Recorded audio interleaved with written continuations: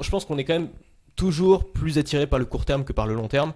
S'il y avait marqué sur les paquets de cigarettes fumez-tu maintenant, personne n'en prendrait, tu vois. Ouais. Et le fait que ce soit long terme, tout de suite ça nous détache du truc. Bienvenue sur Chill, le podcast pour chiller où je vais à la rencontre d'entrepreneurs ambitieux qui mènent une vie saine.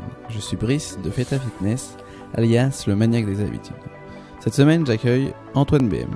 Antoine est créateur de contenu professionnel. Il aide les gens à créer une activité autour de leur passion en créant du contenu sur YouTube, en podcast ou bien par email. Avec Antoine, on a échangé sur ses nombreuses expérimentations avec l'alimentation, ce qu'il a testé, ce qu'il en a retenu et il nous donne également tous ses conseils. On a échangé également sur son process d'apprentissage et d'expérimentation, entre alternance de périodes de rush et de périodes de vide. On a également parlé de minimalisme digital et Antoine fait le lien avec notre manière de manger. Enfin, on aborde sa vision de la restriction et en quoi elle peut mener à une forme de plaisir. Et en parlant de ça, j'ai créé un e-book qui, je pense, peut t'intéresser à ne plus te restreindre, puisqu'il te proposera une vingtaine de recettes healthy pour perdre du poids et booster ton énergie. Elles sont prêtes en moins de 15 minutes, elles sont simples et très efficaces. Je vous mets dans les notes de l'épisode le lien pour le télécharger gratuitement. Merci à tous et bonne écoute. Salut Antoine, je suis très heureux de te recevoir sur le podcast. Salut Brice, merci pour l'invitation. Pour commencer, est-ce que tu peux présenter ton activité pour les auditeurs qui ne te connaîtraient pas ? Oui, moi je suis créateur de contenu professionnel, ça fait 4 ans que je vis de mon contenu et j'aide les gens à créer un business, créer une activité autour de leur passion en créant du contenu justement donc sur YouTube, en podcast, par mail, peu importe le format. Il y a plein de façons de faire et donc je gagne ma vie en vendant de la formation. Ok, et c'est des formations qui sont à destination de quel type de personnes ? Alors c'est plutôt des particuliers, des indépendants ou des gens qui ont envie de le devenir et qui cherchent un raccourci. C'est des gens qui sont obsédés par la liberté, par l'indépendance, des gens qui n'ont pas envie d'être salariés, c'est pas un truc qui les attire. Et un peu comme moi en fait, quand j'ai débuté, c'est-à-dire que je rêvais de faire mon truc de mon côté, de vivre de ma passion, j'ai monté mon truc et maintenant je l'enseigne à des gens qui sont un peu comme moi. D'accord, donc du coup tu disais ça fait combien de temps que tu fais ça ? Ça fait 8 ans que je fais ça et ça fait 4 ans que j'en vis, donc que je fais de manière professionnelle. D'accord, très bien. Et avec tout ça, est-ce que tu portes de l'importance à ton alimentation et au sport ? Ouais, alors moi ça a toujours été un sujet important pour moi. Je pense que c'est plus une histoire d'éducation, si tu veux, que d'intérêt. Moi j'ai été éduqué par une famille où tout le monde fait plutôt attention à ce qu'il mange. Et on respecte beaucoup notre corps. Et donc j'ai grandi un peu dans cet environnement-là. Et donc ça paraît assez naturel pour moi d'essayer de le faire en grandissant moi aussi. D'accord, très bien. Et est-ce que tu as vu une différence entre le moment où tu n'étais pas entrepreneur et le moment où tu as été entrepreneur dans ces domaines-là ? J'ai eu des différences. Je sais pas si c'était lié vraiment au fait que je sois entrepreneur ou pas, mais j'ai eu des différences dans la manière dont je me nourrissais, dans la manière où je faisais attention à ma santé. Et j'ai eu des périodes dans ma vie, notamment quand j'étais au lycée, qui étaient des périodes où j'étais pas vraiment heureux dans ma vie. Tu vois, j'aimais pas du tout la contrainte qu'imposait le lycée, où je bouffais n'importe quoi et où je me laissais un peu pas mourir, tu vois, mais je respectais pas mon corps. Et du coup, ça faisait une sorte de cercle vicieux parce que du coup, t'es plus souvent déprimé, t'es de mauvaise humeur, t'es pas bien, tu t'enlaidis physiquement. Et tout ça, enfin voilà, je peux comprendre que dans une situation où on n'est pas bien, on n'a pas beaucoup de temps pour soi, on puisse se laisser aller. Et ensuite, en devenant entrepreneur, c'était un peu l'inverse, c'est-à-dire que j'ai découvert que je pouvais optimiser ces facteurs quand tu es entrepreneur en l'occurrence pour gagner plus d'argent, pour avoir plus de clients, etc. Et je me suis dit qu'on pouvait aussi les optimiser en termes de santé et de forme, quoi. Ouais, c'est intéressant. Et c'est vrai que tu as raison, c'est souvent un cercle vicieux en fait. T'es mal physiquement et ensuite t'es mal mentalement et finalement ça s'alimente les deux dans les deux sens. Ouais, c'est ça, ouais. Et t'arrives pas à en sortir, ouais.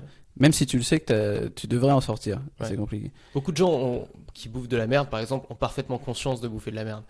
Mais ils sont dans une étape où en fait c'est devenu tellement normal, parce que ça fait tellement longtemps, que pour eux c'est cohérent de continuer comme ça, tu vois. Mais c'est pas forcément un problème de pas savoir, c'est plus un problème d'identité qu'on a vis-à-vis de soi-même, je pense. Si tu dis je suis quelqu'un, par exemple si tu dis je suis un sportif, même si tu fais jamais de sport, le fait de te le dire, ça va être beaucoup plus simple le jour où tu vas aller faire du sport. Pour toi ça va être une évidence. Alors que si tu dis je suis quelqu'un qui fait jamais de sport, le moindre sport, genre monter les escaliers pour venir chez toi, tu le fais en râlant, tu vois, tu te dis putain ça me fait chier parce que tu vois que les contraintes en fait. Mais j'ai le sentiment que c'est plus une histoire d'identité. C'est comme les fumeurs. Quelqu'un qui a fumé toute sa vie, il se considère comme un fumeur, ça va être très difficile d'arrêter. Ouais. Quelqu'un qui se considère comme un non-fumeur, même s'il fume à une période de sa vie, ça va être relativement facile d'arrêter parce que son identité profonde lui dit tu es un non-fumeur, si tu veux, c'est ton identité. Donc je pense que c'est plus une histoire d'identité peut-être qu'une histoire de logique en fait tout ça. Ouais, et ça me fait penser du coup à James Clear justement qui parle beaucoup d'identité hein, sur les habitudes et qui dit justement quand tu veux changer tes habitudes que chaque décision que tu prends et chaque action que tu fais c'est justement un vote pour ton identité que tu veux quoi. Ouais.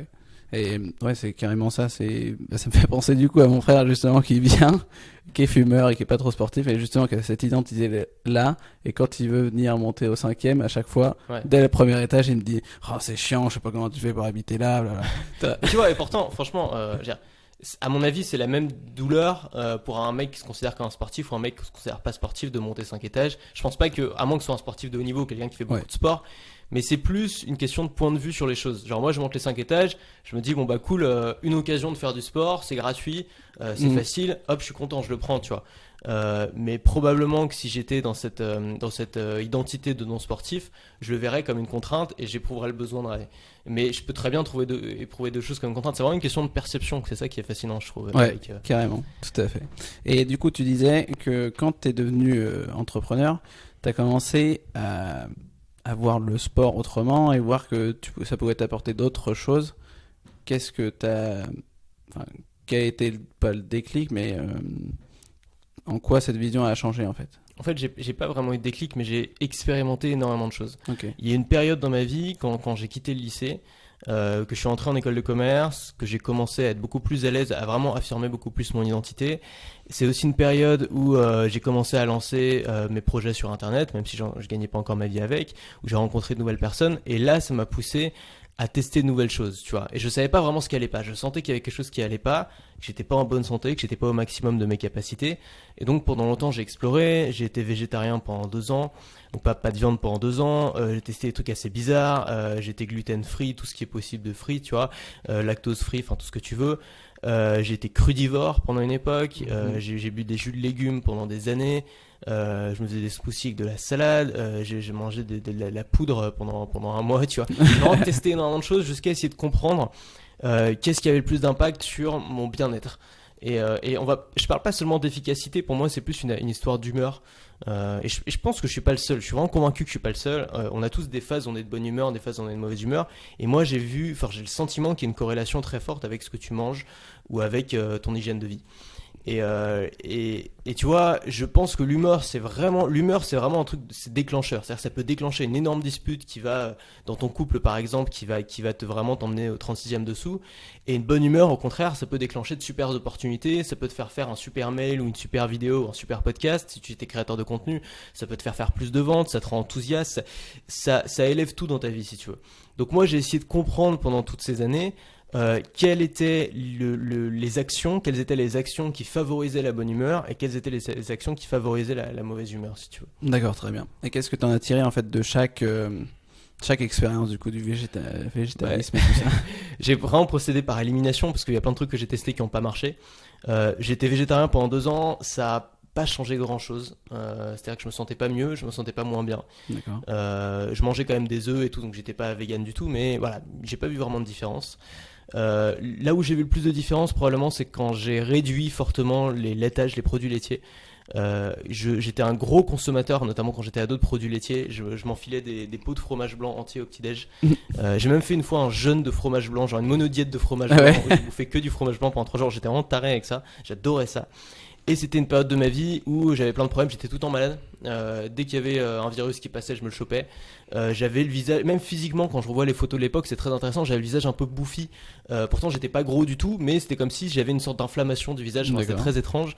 Et j'ai mangé aussi beaucoup de gluten, beaucoup de pâtes notamment. Je faisais des plats de pâtes quasiment tous les midis, des pizzas super régulièrement. Et le fait d'avoir arrêté ces 2 choses, probablement, c'est-à-dire les pâtes, tout ce qui est gluten, pain, pâtes, etc., pizza, et d'avoir réduit considérablement les produits laitiers, ça m'a fait beaucoup de bien. Faut voir une photo de moi lycéen et moi étudiant ensuite. Il y a vraiment eu un avant-après. Physiquement, je me suis amélioré, je trouve. On demandera aux auditrices. Et en termes d'humeur et d'énergie, c'est pas la même chose aussi. C'est D'accord. pas du tout la même chose.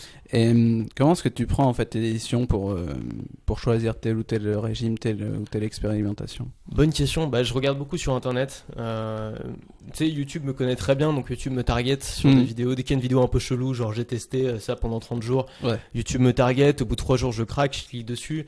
Je la regarde, je me dis c'est intéressant, je vais tester. Et donc vraiment j'ai été assez extrême comme ça pendant plusieurs années. Aujourd'hui j'essaie de trouver une sorte d'équilibre. Aujourd'hui je suis rien, c'est-à-dire que je suis pas intolérant à quoi que ce soit, je m'interdis rien. Mais j'ai des choses, voilà, ce que j'essaye de séparer, c'est les choses que tu fais tous les jours et les choses que tu fais occasionnellement. Beaucoup de gens, j'étais comme ça avant, mangent des pâtes quasiment tous les jours et occasionnellement ils se font une salade, tu vois. Et ils se disent je suis sain, je fais une salade. Ce que j'essaye de faire, c'est l'inverse, c'est-à-dire manger sainement tous les jours, mais occasionnellement me faire plaisir. C'est plus l'optique que j'ai adoptée aujourd'hui. D'accord, ça me fait penser à ma règle, je rigole à moitié parce que je vais encore le redire, 80% c'est le nouveau 100%, et genre si tu fais 80% en fait de ton objectif, tu as atteint 100%, donc si tu as fait 80% de telle alimentation, alors c'est top, et donc tu peux te faire plaisir sur d'autres choses. Ouais. Et je crois que je vais rebaptiser le podcast 80% c'est le nouveau 100%, ouais, je le dis tout le temps. Bon, j'aime bien la formule, c'est cool. Ok. Qu'est-ce que je voulais dire là-dessus? Je sais plus trop. S'il y a des gens peut-être qui m'ont inspiré, si ça peut répondre à ta question d'avant. Moi j'ai un gars qui m'a pas mal inspiré, mais il est très controversé. Donc je sais pas forcément quelqu'un que je conseille à tout le monde, mais c'est un gars qui s'appelle Thierry Casasnovas, qui est youtubeur, tu vois peut-être. Ouais. Il est assez controversé parce que c'est un radical. Ça veut dire qu'il est anti-vaccin, il est anti plein de trucs, il est complètement anti société de consommation, industrie, etc., bouffe industrielle. Mais je pense qu'il a raison sur plein de points. Je pense que notamment, moi je suis complètement capitaliste et j'adore ça, mais par contre je pense qu'il y a des grosses dérives au capitalisme, et notamment quand ça touche à notre santé, et je pense que le système de santé est vraiment malade. Et en fait quand j'ai des débats, parce que mon père et ma soeur sont médecins, et eux ils peuvent pas blairer évidemment les mecs comme Casasnovas, parce que lui il va complètement contre les médecins, il est anti-vaccin et tout, donc je comprends qu'il aime pas trop. Et quand on discute avec eux, en fait ce que je leur dis, c'est pas Thierry a raison, c'est Thierry est symptomatique, c'est-à-dire que si ce type là a autant d'abonnés, parce que ce type-là fait des millions de vues sur YouTube, si ce type-là fait autant de vues et attire autant l'attention, c'est que c'est symptomatique d'un problème. Et ce problème-là, c'est le système santé qui en est responsable. C'est, on va dire, pas les médecins individuellement, mais le système qui produit les médecins, c'est les laboratoires pharmaceutiques, c'est l'industrie agroalimentaire qui produit en fait des aliments comme elle produit, je sais pas, les petits trucs en plastique que tu mets dans ta baignoire, tu vois. Enfin, elle produit en fait les aliments comme dans des usines. Et ça pose des problèmes parce que voilà, c'est pas nouveau, c'est pas un scoop, mais c'est pas du tout, voilà, c'est des aliments qui sont super pauvres en nutriments, qui vont pas t'apporter grand chose. Et aujourd'hui on est dans une sorte de dictature du goût où c'est toujours les trucs plus gras, plus sucrés, plus salés, plus additivés, enfin qu'on va choisir sans vraiment se poser la question de est-ce que c'est naturel ou pas, quoi. Ouais, carrément. Oui, je vois très bien qui c'est, et effectivement il est très et je le trouve très enthousiasmant, ce type-là, parce que il a l'air heureux, et le gars en fait déjà il a une transformation physique, c'est-à-dire que moi j'aime pas le principe d'aller chez un médecin qui me donne des conseils mais tu vois qui a l'air gros et malade. Moi ça me plaît pas, j'ai envie que le gars physiquement, tu vois, ait quelque chose où je me dis ce type-là il applique ce qu'il dit, quoi. Et d'ailleurs les médecins n'ont pas une grosse formation en nutrition, et c'est vraiment dommage. Et quand tu vois ce type-là, tu vois une photo de lui avant c'était un camé, le mec il lui manquait des dents, il avait le visage tout cabossé, vraiment il y avait un clochard, quoi, tu vois. Et tu le vois maintenant, le mec il a une super mine, il a des yeux perçants, il est fin, il a le visage creusé mais pas rachitique non plus, et vraiment il s'est vraiment amélioré physiquement, et il a une pêche, surtout une énergie, une capacité de travail qui est impressionnante. Et moi c'est ça que je regarde en premier, avant de regarder l'argumentation, c'est ça que je regarde en premier. C'est, je me dis, ce type-là, il donne des conseils, il les applique, ça se voit qu'il les applique, et il a l'air vraiment d'avoir de résultats, il a de l'énergie. Et c'est vrai que ça c'est important, parce que je sais pas, quand tu vas au Naturalia en bas de chez toi, tu vois quand même que la moitié des gens qui y vont, ils sont tout pâles, ils sont tout faibles, ils sont tout maigres, et tu te dis, est-ce que c'est parce qu'ils vont là-bas qu'ils sont comme ça, ou est-ce que c'est parce qu'ils sont comme ça qu'ils vont là-bas, tu vois, on n'a pas vraiment la réponse. Mais du coup, quand tu vois un gars qui prône des trucs assez, moi j'aime bien les mecs radicaux de manière générale, donc je vais être plus attiré par un mec radical que par un mec modéré. Et quand tu vois un mec radical qui te propose un truc enthousiasmant, tout sourire, et qui a l'air d'être en pleine forme, et qui te l'explique de manière rationnelle avec pas mal d'études et tout, c'est-à-dire qu'il sort pas les trucs de son chapeau, il se base quand même sur des études, et qui construit toute une philosophie autour de ça, qui a l'air de faire preuve d'un bon sens énorme.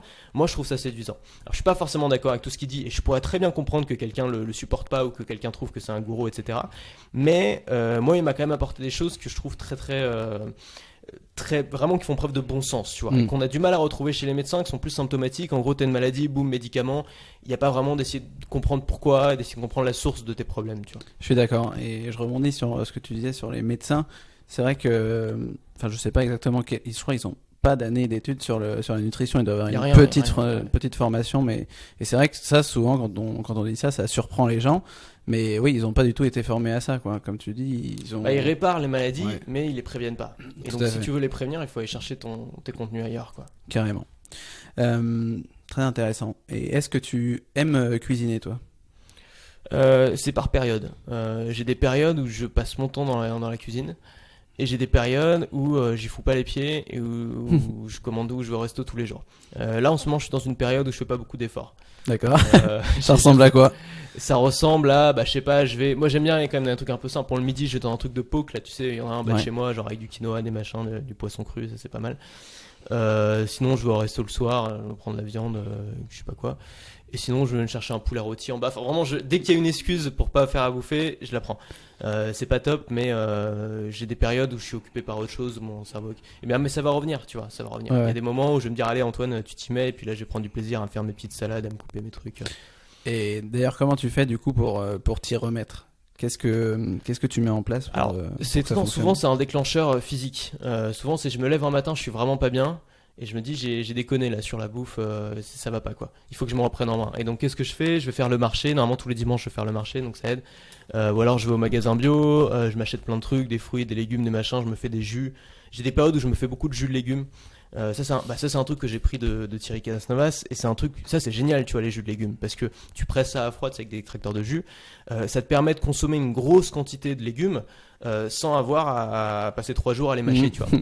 Et genre, tu peux te faire un sac d'épinards avec un sac de chou kale, avec 3 concombres et boire ça en une demi-heure, tu vois. Ce qui est en vrai impossible. Ou alors 2 kilos de carottes, pareil, Ouais. consommer 2 kilos de carottes en 10 minutes, quoi.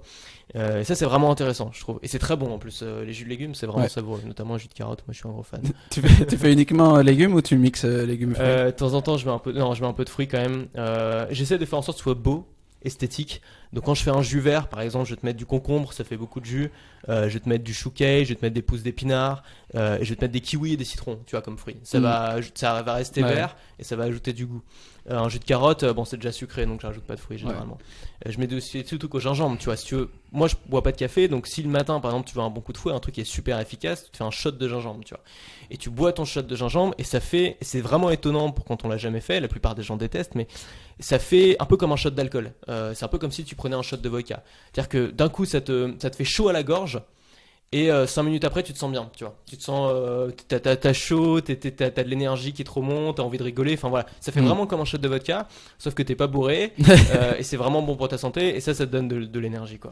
Ouais, j'adore. Moi, j'ai acheté aussi un extracteur de jus et un de mes préférés de jus vert, ça serait concombre, céleri, Ouais. boule. Qu'est-ce qu'il y a d'autre? Pomme. Moi, je mets une pomme Ouais, dedans, pomme, c'est pousse bon, ça. d'épinards et gingembre aussi par-dessus. Et puis, je dois oublier encore quelque chose. Je crois que c'est tout. Mais ça, c'est top, quoi. Ouais, J'adore. c'est super bon. Céleri, ça ajoute un petit côté Mm. salé. Et puis J'adore. pomme dans tous les jus, c'est trop bon, quoi. Ça mange pas de pain, j'adore. C'est le cas de le dire. Ouais. J'avais envie de revenir 2 secondes sur tes expérimentations alimentaires et je voulais savoir si tu étais un peu du genre tout ou rien. Enfin, comment ça se traduisait? Est-ce que c'était d'un seul coup, tu te disais là, pendant 2 ans, enfin 30 jours, je teste ça? Comment tu le faisais? Est-ce que c'était progressif ou tout ou rien? Moi, c'était tout ou rien et ça faisait chier tout le monde autour de moi. Je sais pas si t'as testé aussi des trucs comme ça, mais tu sais, tu deviens le mec relou dans ton entourage qui est toujours en train de faire des régimes chelous. Donc c'est d'ailleurs très pénible. En fait, maintenant, j'arrête surtout de faire ça. Je le dis plus aux gens quand je fais des trucs comme ça, parce que tu sais, j'ai été végétarien pendant 2 ans, mais même pas vegan. Tu vois, juste j'ai arrêté la viande et je mangeais même du poisson. Donc, j'étais même pas vraiment végétarien. Je mangeais Ouais. juste pas de viande pendant 2 ans et c'était genre, tu vois, ça fait genre 4 ans ou 5 ans que j'ai arrêté. Tu vois.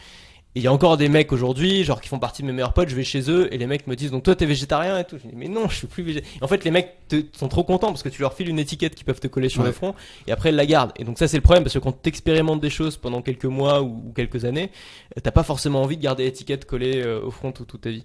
Donc j'ai été, ouais, surtout à une époque, j'étais dans un coworking, c'était assez rigolo parce qu'on mangeait ensemble le midi. Et donc j'avais mes expérimentations, puis à chaque fois c'était différent. À l'époque j'étais végétarien, donc les mecs se ramenaient des poulets rôtis du Franprix, tu sais, à côté, puis moi j'étais avec ma petite salade de quinoa. Pendant un mois à cet endroit-là, j'ai fait un truc qui à mon avis est pas du tout bon pour la santé, mais j'avais envie de tester, tu vois. C'était de boire la nourriture en poudre tous les midis. Pendant un mois j'ai fait ça. Et ça m'a dégoûté de la bouffe en poudre, mais vraiment, je me dis, je sais pas comment ils font les astronautes ou genre, mais ça m'a dégoûté, tu vois. Ouais. Et en fait, c'était, alors tu sais, il y a Soylent, c'est Soylent, je crois, qui a inventé ça. Ensuite, il y a, alors moi, c'était un truc qui s'appelait Jake, c'était la même chose, mais en bio. Ok. Et aujourd'hui, Il y le a truc qui Feed. est partout, c'est Feed, ouais, voilà. Ouais. Feed, ils ont réussi à reprendre le concept, ils l'ont mis dans les supermarchés, ce qui est super fort. Ils sont vraiment forts. Et, mais ouais, j'ai pris un équivalent à ça tous les midis. Et bon, c'est, alors ouais, t'as plus faim après. Mais tu sens un gros manque en termes Ouais. de saveur. T'as envie Ouais. de croquer des. Tu sais, une grosse partie quand même de l'alimentation, c'est ce qui te fait les dents, c'est ce qui te fait le sentiment de satiété, c'est le fait de croquer, de mâcher, de sentir les trucs sur ta langue. Et ça, je pense que la bouffe en poudre ne viendra jamais nous contenter, je pense, à cause de ça. Carrément, j'ai déjà testé aussi Feed et c'est vrai en fait, t'as plus faim, mais c'est vrai qu'il te manque quelque chose. Tu te dis putain, j'ai quelque chose. Moi, je l'avais pris après le sport, ça peut convenir encore. Ça peut dépanner, tu Ouais, vois. ça peut, voilà. Ça peut dépanner. C'est comme les légumes surgelés, tu vois, dans ton freezer, quoi. Et je voulais revenir sur les étiquettes. C'est vrai que moi aussi, j'ai testé des choses, enfin, pas mal de choses. Et c'est vrai qu'on te colle facilement une étiquette. Et pareil, là, vu que j'ai fait un diplôme de personnel trainer et que je suis dans le domaine du fitness, à chaque fois qu'on va manger dehors avec des potes, si je prends un truc, c'est qui est en dehors de ce qu'on pense être sain. Ah, qu'est-ce que tu fais alors? Ah, bah voilà. Super Ouais, chiant, mais ça. je me fais le plaisir tout le temps. Y a pas de problème, toi. Ouais. Mais bon. C'est de notre faute après, on l'a cherché un peu. Hein. Ouais, mais bon, c'est pas grave. Moi, c'est faire, tu vois, c'est pas grave. C'est intéressant ton expérimentation d'y aller tout d'un seul coup. Moi, c'est un peu la même chose que j'ai fait quand c'était avec le HIIT, High Intensity Interval Training, du sport et des choses comme ça. Et en fait, tout ce qu'on lit pourtant sur les habitudes, les choses comme ça, on nous dit d'y aller progressivement. Et tu vois, moi j'ai eu cette réflexion il n'y a pas très longtemps où je me dis, est-ce qu'on n'est pas un peu limite hypocrite de dire ça aux autres alors que nous, on a commencé par quelque chose d'hyper intensif entre guillemets. Qu'est-ce que tu en penses? Ah, c'est une bonne question. Je pense que ça dépend des gens. Moi, je travaille beaucoup à l'enthousiasme et à la passion. Et la modération, je trouve pas ça enthousiasmant. Tu vois ce que je veux dire? C'est-à-dire, je sais pas, le jour où je me décide de me lancer sur YouTube et de faire une vidéo par jour, si je me suis dit, bon, alors on va se lancer sur YouTube pendant 3 semaines, on va établir un plan. Ensuite, on va créer une vidéo pendant une semaine. Et puis ensuite, peut-être si ça marche, on va analyser les statistiques. Puis on va. Non, tu vois, je vais jamais le faire. Moi, il faut que ce soit du jour au lendemain. Allez hop, boum, je change tout. C'est une par jour à partir de maintenant et je lâche rien. Moi, c'est ça qui m'enthousiasme. Je travaille comme ça. Mais c'est pas forcément le cas pour tout le monde en fait, on n'est pas tous pareils. Et il y a des gens qui ont besoin peut-être de cette modération et de cette douceur. Et notamment peut-être les gens qui sont pas passionnés par ça. Je peux aussi voir le côté passionnel. C'est-à-dire que si toi, je sais pas, on va te donner un exemple, un truc qui je sais pas, apprendre l'anglais, tu vois. Moi, c'est pas un truc qui me fascine, mais c'est un truc qui est nécessaire. Pour moi, ça va probablement être plus efficace de le faire petite touche par petite touche que d'essayer de me faire un plan radical sur 2 semaines parce que je vais pas le tenir, le plan, je vais abandonner, tu vois. Donc, si c'est pas un truc pour lequel tu as vraiment une passion débordante, quelque chose de profond, quelque chose qui vient de ton éducation et de qui tu es, demander un effort radical, ça va pas forcément marcher. Donc, dans ce cas-là, je suis plutôt d'accord avec le conseil qui consiste à dire allez-y tranquillement, petite touche par petite touche, petites habitudes par petites habitudes, la règle du tu t'améliores de 1% tous les jours, ça finit par marcher, ça marche bien ça. Ouais. C'est ce qui ça marche en investissement, ça marche dans tout, je pense que ça marche aussi dans la vie. Mais il faut le tenir quoi, il faut tenir l'habitude. Tout à fait. Et ouais, c'est intéressant ce que tu dis et je crois, moi je pense aussi que tu as une différence de niveau, c'est-à-dire que ou une différence de connaissance, c'est-à-dire que une fois que j'avais fait j'allais dire mon rush de fitness, Ouais. là j'ai appris des choses et maintenant je peux me permettre de dire je vais y aller progressivement sur ça parce que je sais que je suis capable de faire ce truc-là à fond. Et tu vois, je pense que on a quand même besoin, presque tous, je me rends compte qu'on a tous besoin d'un moment où on y va à fond, même si pour se rendre compte, ah ouais, j'avais tort, mais en fait, je l'ai fait quand même. Et limite, il faudrait un truc de 30 jours où t'es à fond sur le truc. Tu sais que ça va être très très dur et que limite, tu redescendes derrière d'un cran et que tu y ailles progressivement. Ouais, complètement. Parce que ce que je me rends compte, c'est que souvent, même quand j'essaie de faire des nouvelles choses, bah, je l'ai fait à fond d'un seul coup. Et après, je réajuste et je me dis, bah non, en fait, il faut que j'aille progressivement là-dessus. Mais sans ça, je suis comme toi, en fait, c'est que ça va pas assez vite dès le début Ouais. ou Au début, quelque t'as chose qui envie me d'avoir dérange, un quoi. résultat rapide, c'est normal. Ouais. Après, tu sais, on a cette tendance à se dire, quand on a découvert un truc qui nous paraît génial, on a tendance à se dire, ce truc-là va changer ma vie, je vais le garder pour toute la vie, c'est le début d'une nouvelle ère. Et en fait, non, très souvent, tu vois. Il y a très très peu de choses en vrai que tu découvres et qui changent complètement ta vie et que tu gardes pendant des années, que tu fais tous les jours pendant des années. C'est extrêmement rare et c'est normal parce que dans une journée, t'as quand même un temps limité. Si à chaque fois que tu découvrais un truc, tu le faisais tous les jours de ta vie, tu n'auras plus de temps dans ta journée. Donc on est extrêmement sélectif en fait avec les choses qu'on arrive vraiment à garder. Moi, il y a très très peu de choses en fait dans ma vie que j'ai tenues. Il y a plein de choses que j'ai testées, très peu de choses que j'ai tenues. Tu vois, la méditation, par exemple, j'ai testé 10 fois, j'ai jamais tenu. Mais par contre, la création de contenu quotidienne, c'est ma passion, c'est mon boulot, c'est mon gagne-pain, c'est ce que j'aime. Ça, je le fais tous les jours depuis des années. Mais il y a très très peu de choses que j'arrive à faire tous les jours depuis des années. Donc ça peut être pas mal de tester beaucoup de choses.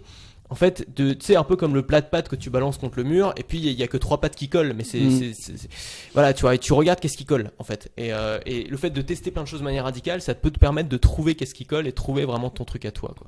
Très intéressant, l'histoire du plat de pâtes. Ouais, carrément. Donc aujourd'hui, t'es quoi en fait? Est-ce que quelle étiquette on peut te mettre? Flexitarien? Est-ce que t'es carnivore? Je pense que je suis très fier de plus avoir d'étiquette. Et je me permets, il y a des choses que je mange très peu, mais je me permets d'en manger de temps en temps juste pour le plaisir de pas avoir d'étiquette. Ouais. Donc j'étais un gros amateur de pizza avant, j'en mangeais très souvent, j'adorais ça. Aujourd'hui, j'en mange quasiment plus, mais une fois, peut-être 2 ou 3 fois par an, j'en mange. Pareil pour la raclette ou ce genre de truc, tu vois. Une fois par an, entre amis, une raclette, et voilà, tu vois. Une bonne petite raclette. Ouais, exactement. Mais tu vois, du coup, je veux pas être. Ouais. Non, j'ai pas vraiment de truc qui me caractérise. D'accord, super. Tu manges un peu de tout et tu te fais plaisir. Et comment du coup t'as réussi à arriver à ce résultat-là? Et pourquoi t'as fait ces choix-là? Parce que tu te sens mieux du coup au quotidien? Tu sais, il y a des gens. Alors, Thierry Casanova, ça s'appelle les gros rigolos. Tu sais, c'est les gens, t'as l'impression qu'ils peuvent bouffer n'importe quoi, ils peuvent avoir n'importe quelle hygiène de vie. Ils ont toujours la patate, ils ont toujours la pêche, ils sont en pleine forme, tu vois. Et moi, j'en connais des gens comme ça dans mon entourage. Et j'ai une fascination pour ce genre-là parce que je me dis, si moi j'avais leur hygiène de vie, je serais dépressif. Le mot, ce serait vraiment dépressif. C'est-à-dire que moi, mon humeur dépend vraiment de ma façon dont je mange, du sport que je fais, de tout ça. Donc je pourrais pas tenir le truc, tu vois. Et eux, ils ont cette hygiène de vie-là, mais ils sont en pleine forme, ils pètent, ils sont toujours joyeux, toujours jovial, tu vois. Et c'est une question, je pense, de métabolisme ou voilà. Moi, je suis pas comme ça.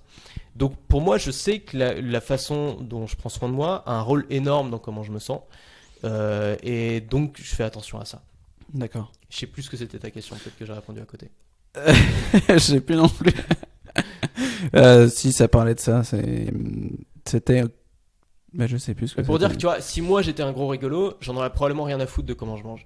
La raison, je pense qu'on est quand même toujours plus attiré par le court terme que par le long terme. S'il y avait marqué sur les paquets de cigarettes fumez-tu maintenant, personne n'en prendrait, tu vois. Ouais. Et le fait que ce soit long terme, tout de suite ça nous détache du truc. Et donc le fait d'être sensible à la nourriture qu'on prend ou d'être sensible à l'hygiène de vie qu'on a. Pareil pour le sommeil, moi si tu vois, si j'ai un sommeil complètement n'importe comment, je vais pas tenir la route, tu vois. Le fait d'être sensible à ça, ça t'oblige à en prendre soin dès le début, si tu veux. Et donc pour moi, je vois pas comme une tare, je vois plutôt comme quelque chose de positif parce que je me dis sur le long terme, ça peut jouer en ma faveur, d'essayer de manger sainement, d'avoir une vie à peu près saine. Ça peut jouer en ma faveur sur le long terme. Mais je pense que si j'étais pas aussi sensible sur le court terme, j'aurais pas ce niveau d'attention et d'intérêt pour ça. Tu vois. D'accord. Et tu viens de parler du coup du sommeil. Est-ce que tu as des choses que tu as mis en place qui ont changé depuis ces dernières années? Ouais, j'ai eu des moments où c'était très difficile pour moi de dormir et aujourd'hui je dors plutôt bien.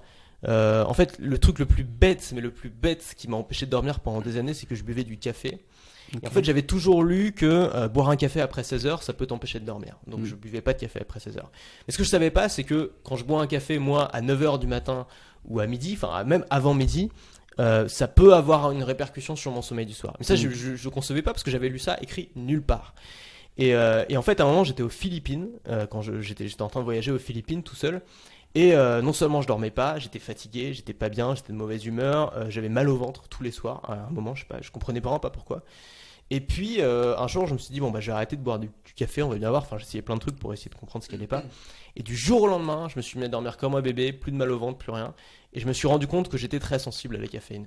Et pas seulement à la caféine, à la théine aussi, et même au chocolat. Donc si je me fais, je sais pas, si je me fais, je vais au resto, je me fais un flan au chocolat, enfin comment ça s'appelle, un fondant au chocolat noir.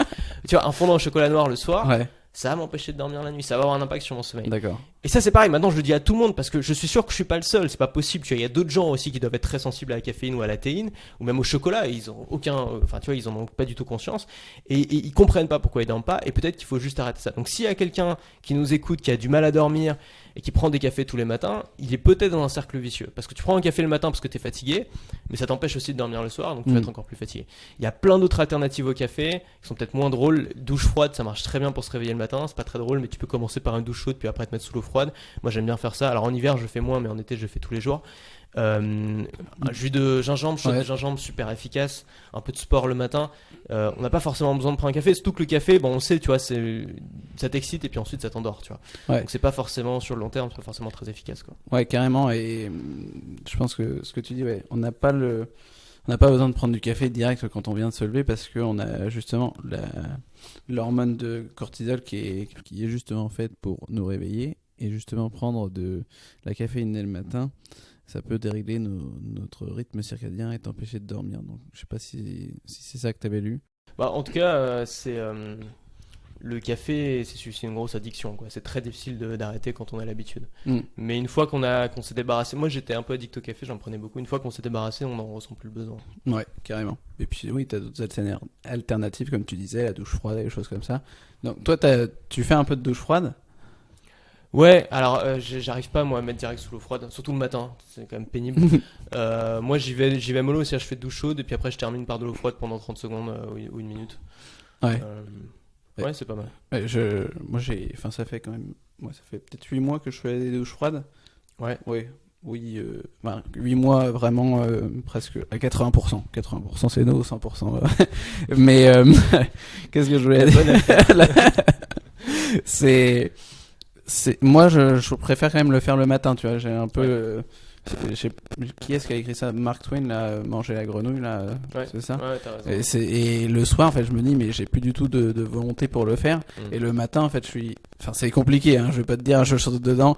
Je comprends pas les gens, en fait, qui disent, ouais, j'ai essayé la douche froide pendant 1 mois et j'ai eu un résultat formidable. Moi, non, toi, ça me réveille, je suis content, ça me réveille et tout ça. Au début, j'ai eu un moment, un samedi matin, je m'en souviens encore, un fou rire sous ma douche froide. Et j'avais vu que ça pouvait déclencher des euphories. Le mec était en train de rigoler tout seul sous sa douche froide. Non, mais moi, j'aime bien faire des douches froides pour me réveiller. Et puis, c'est aussi une manière, toi, Tu te renforces. de me renforcer, de sortir de ma zone de confort dès le matin. Tu vas de me dire, au moins ça c'est fait. Puis je suis un peu satisfait de mon petit effort. Ouais.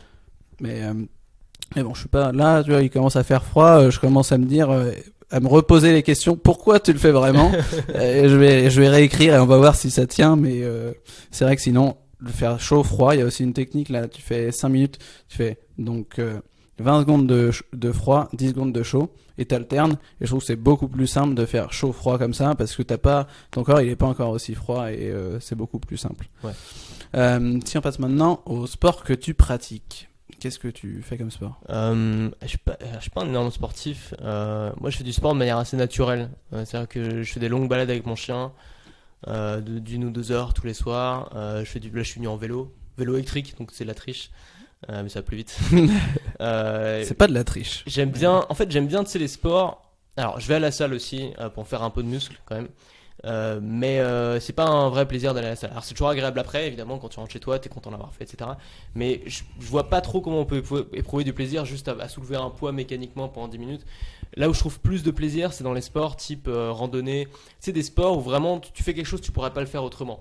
C'est-à-dire qu'une randonnée en montagne, par exemple, tu passes par des endroits où une voiture pourrait pas passer, tu as une vue, tu as quelque chose, tu as un environnement, tu respires l'air, tu peux... Moi j'aime bien ce genre de sport-là, c'est-à-dire le sport utile. C'est comme quand je promenais mon chien le soir, je me dis bon bah mon chien il est content, c'est pas juste du sport pour faire du sport. J'ai du mal avec le sport pour faire du sport, genre courir sur un tapis roulant, c'est un truc que je peux pas faire, tu vois. Je trouve ça absolument déprimant, j'ai l'impression d'être une souris, tu vois. Donc ça c'est pas un truc pour moi. Après... Il y a un sport que j'ai découvert assez récemment, il y a peut-être 6 mois, 8 mois, que je fais avec toujours le même pote, que j'adore, c'est le squash. Alors c'est étonnant parce que je fais pas trop de sport jeu comme ça, mais ça m'a vraiment plu. Je suis pas trop sport collectif, mais j'aime bien les sports à deux. Donc j'ai fait du tennis à une époque. Le squash c'est vraiment fun et tu te dépenses à mort. C'est vraiment en termes de calories dépensées, tu t'épuises en 45 minutes. Tu peux même plus à la fin. Mort, ouais. La séance dure 45 minutes parce qu'ils savent qu'à la fin tu peux plus. Quand t'es vraiment en train de faire des matchs, tu t'épuises très très vite. Et alors ça c'est vraiment cool comme sport. Tu t'éclates. Et sinon tout ce qui est sport de déplacement, c'est un peu nul de dire ça, tu vois, mais tu vois, voilà, c'est une histoire de mindset. De voilà, t'as un escalier plutôt qu'un ascenseur, tu vas prendre l'escalier. Tu vas plutôt y aller à pied ou en vélo plutôt qu'en scoot. Tout, voilà. Tout ce qu'on appelle le NEAT, Non-Exercise Activity Génial. Thermogenesis, je crois. Je savais pas qu'il y avait un ouais, c'est en gros, c'est tout ça, c'est tous les déplacements que tu fais, et c'est justement très important pour lutter contre la sédentarité, justement. Ouais, j'ai une sorte de révélation avec ça. Tu sais, souvent on dit il faut prenez plutôt l'escalier ou aller au travail à pied. Et puis moi, on a tous un peu l'impression que c'est des conseils pour les vieux, un peu genre c'est vraiment conseil pour troisième âge, quoi. Et je me suis acheté une Apple Watch, et tu sais, l'Apple Watch elle compte tes calories. Et je me suis rendu compte que depuis que j'habite, avant j'avais un immeuble, j'étais dans un appartement à ascenseur. Et maintenant je suis au 7e étage, donc je prenais tout le temps l'ascenseur. Et maintenant je suis dans un appartement, un peu comme toi, au 4e étage sans ascenseur, dans un vieil immeuble parisien.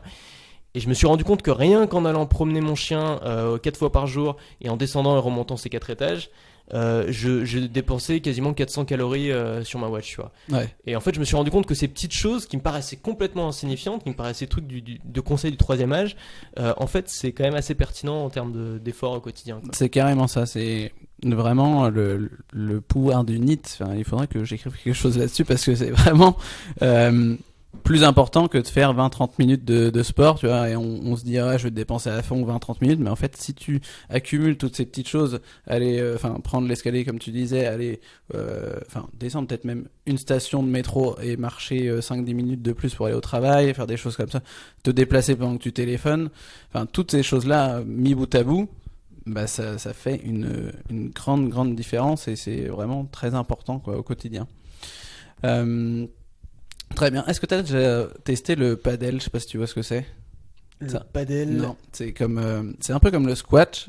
Enfin, c'est entre le squash et le tennis. Je pense que ça pourrait te plaire. C'est avec des grosses raquettes en bois, non? Non. Ça c'est la polo de basket. Non, ça c'est un mix en fait entre les deux, le tennis et le squash. C'est que sur un terrain de tennis, sauf que t'as pas les côtés là des doubles, et derrière t'as les vitres de squash. Et en fait, ça se joue en 2 contre 2. Et donc tu peux tirer contre les vitres. Et c'est vachement sympa. Ça vient, je crois, d'Amérique latine. C'est très populaire en Espagne, et c'est vraiment sympa comme. Voilà. Sport de raquette, c'est vraiment fun, je trouve. Ouais, c'est cool. Tennis, j'en ai fait longtemps, mais tu vois, tu passes quand même, tu regardes ton temps à ramasser les balles, ce qui est un peu pénible. Squash, comme c'est un petit espace, t'es vraiment à fond, quoi. Ouais. Et puis il y a plein de petits coups vicieux que tu peux faire, donc il y a aussi, c'est pas juste bourriner, quoi. Il y a aussi un peu d'intelligence, c'est assez rigolo, quoi. Le padel, ça peut préparer. Le padel, ça me donne envie, ouais. Ça a l'air vraiment cool. Et pourquoi du coup tu fais tu disais tu fais de la musculation pour prendre un peu de muscle? Ouais, c'est une sorte de confiance en soi, hein. Je pense que moi j'ai toujours été très maigre, notamment quand j'étais enfant, toujours le plus petit, le plus maigre. Je suis toujours petit, hein, ça, je peux pas vraiment le changer. Mais sur l'épaisseur, ça joue énormément. Enfin, je sais pas toi, mais je sais pas, quand on prend un peu de muscle. Moi, j'ai eu des périodes dans ma vie où j'avais pris pas mal de muscles. Tu te sens vraiment mieux, tu te sens plus en confiance, tu te sens plus fort. Pour moi, c'est vraiment mental. C'est-à-dire que physiquement, ça sert pas à grand chose d'avoir plus de muscles, mais mentalement, ça change tout. Donc je fais, si tu veux, j'essaie de faire un minimum syndical pour me sentir bien avec moi-même et pas avoir honte quand j'avais mon t-shirt, tu vois. D'accord. Et c'est quoi le minimum syndical pour toi? C'est par période. Comme je voyage pas mal, j'ai du mal à suivre quand je voyage. Généralement, je fais des pauses quand je voyage. Et quand je suis à Paris, je prends alors je prends pas des abonnements parce que les abonnements c'est chiant. Bon, moi j'aime bien changer de salle régulièrement. Donc je vais sur un truc qui s'appelle Gymlib. Ouais. Et je prends des cartes, par exemple 10 entrées au CMG là, pas loin de chez moi. Et donc j'y vais 3-4 fois par semaine pendant peut-être 2-3 mois. Et puis après je pars en voyage, donc je fais une coupure et puis je m'y remets. J'essaie de me maintenir, tu vois, plus qu'autre chose. D'accord, très bien. Et les autres sports que tu fais à côté, donc c'est à quelle je crois qu'on a fait le tour, là. Tu disais le squash et tout ça, c'est à quelle fréquence? C'est juste occasionnel? Une fois par semaine à peu près, quand mon pote est dispo, quand il est là, et voilà. D'accord. Et est-ce que tu l'écris quelque part tout ça, ou c'est Non. Il n'y a pas de monitoring. Ok. Alors, si, il y a une époque où ah oui, ça j'aurais dû en parler, ça c'est vraiment intéressant comme truc. Il y a une époque, notamment quand je voyageais vraiment beaucoup au début quand j'ai commencé à créer des vidéos tous les jours, je suis parti à l'autre bout du monde. Je voulais avoir un moyen de faire du sport tous les jours, mais j'étais dans la petite chambre d'hôtel. À l'époque, j'avais pas d'argent, c'était pas des grandes chambres d'hôtel avec des salles de sport, etc. C'était des petites chambres d'hôtel. Et il fallait que je puisse continuer à faire du sport. Et je m'étais trouvé une application pour iPhone qui s'appelle Freeletics. Ouais. Je sais pas si tu connais. Ouais. C'est une sorte c'est une sorte de justement de HIIT. Enfin, c'est assez intense. Tu fais des burpees, tu fais des pompes, tu fais des tractions, tu fais des squats en sautant, tu vois, jump squat. Et c'est vraiment intense. Et en fait, j'ai fait ça. Alors, c'est pas un truc qui va te faire prendre des muscles énormes, mais c'est un truc qui va vraiment te tonifier, ça va te dessiner. Et c'est un truc qui va énormément améliorer ton cardio aussi. Moi, j'ai vu vraiment en termes de performance, parce que je suis allé courir avant, je suis allé courir après, en termes de performance sur mon cardio, ça a vraiment joué.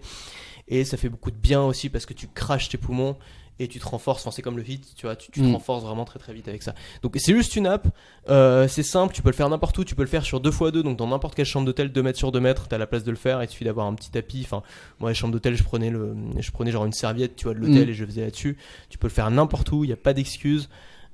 Et c'est vraiment bon. Et puis c'est des séances courtes aussi. C'est ce qui est vraiment important avec ça, c'est que t'as pas forcément envie, surtout quand t'es en voyage, de te lancer dans une séance d'1h30, 2h. Là, c'est des séances de 20 minutes, 25 minutes, mais vraiment intenses. Et à la fin, tu te sens vraiment bien pour la journée, quoi. Carrément. Donc ça, c'est l'application que tu utilisais. Ouais, pour j'adore. Faudrait que je m'y remette. Après, à Paris, c'est un peu chiant parce que j'ai mes animaux et tout, ils viennent m'embêter. Ouais. Mais en voyage, c'est vraiment bien. Ouais, Freeletics, j'ai eu un passé avec eux. Vraiment, moi, c'est ma transformation, elle est venue de là, justement, avec Freeletics. J'étais tombé dessus. Fin 2014, quand ça venait de sortir, je crois. C'était pas trop populaire en France, pas du tout même. Et j'avais téléchargé, illégalement un programme Freeletics en PDF et tout. Et donc du coup, c'était pas du tout progressif. C'était vraiment hyper intense. C'était pas fait pour les personnes qui étaient pas novices. Bon, moi, j'avais quand même une histoire avec le sport. J'étais assez sportif, mais j'avais pris plus 10-12 kilos. Et je me suis mis à fond là-dessus pendant 3 mois et j'ai eu un résultat de malade. Mais effectivement, je le crachais mes poumons tous les jours et tous les soirs, je me disais mais je vais pas le faire, j'en peux plus et tout ça.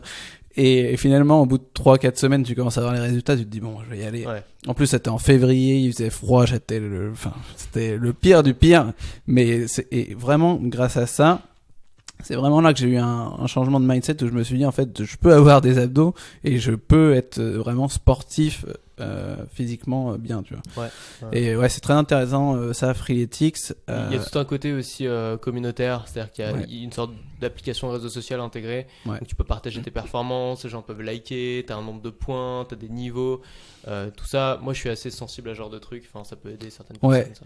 Et puis, comme tu disais, c'est aussi timé, donc enfin, ça dépend des workouts, mais des fois t'as des workouts qui sont timés, qui vont te dire c'est 20 minutes, etc. Des choses comme ça. Sinon, il y a aussi l'application 7 Minute Workout quand on n'a pas beaucoup de temps. Après, une dernière chose, moi, ce qui m'a fait découvrir ce avec quoi j'ai commencé la muscu, je vais avoir 15-16 ans, et c'est le moment où j'ai pris le plus de muscles dans ma vie, extrêmement rapidement. J'ai atteint un poids que j'ai jamais atteint depuis d'ailleurs. C'était une méthode qui s'appelait la méthode Lafay. C'est très connu dans le monde de la muscu. C'est un livre vert en fait que j'avais acheté à la Fnac complètement par hasard.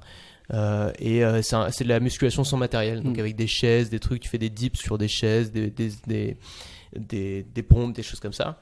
Et j'avais vraiment, enfin moi je l'avais fait à fond pendant 1 an ou 2, et j'avais vraiment eu des résultats assez spectaculaires avec ça. Et c'est la méthode de musculation que j'ai utilisée qui m'a fait avoir des résultats les plus spectaculaires. Mais c'est un peu à l'ancienne, c'est-à-dire qu'il n'y a pas d'app, il n'y a rien.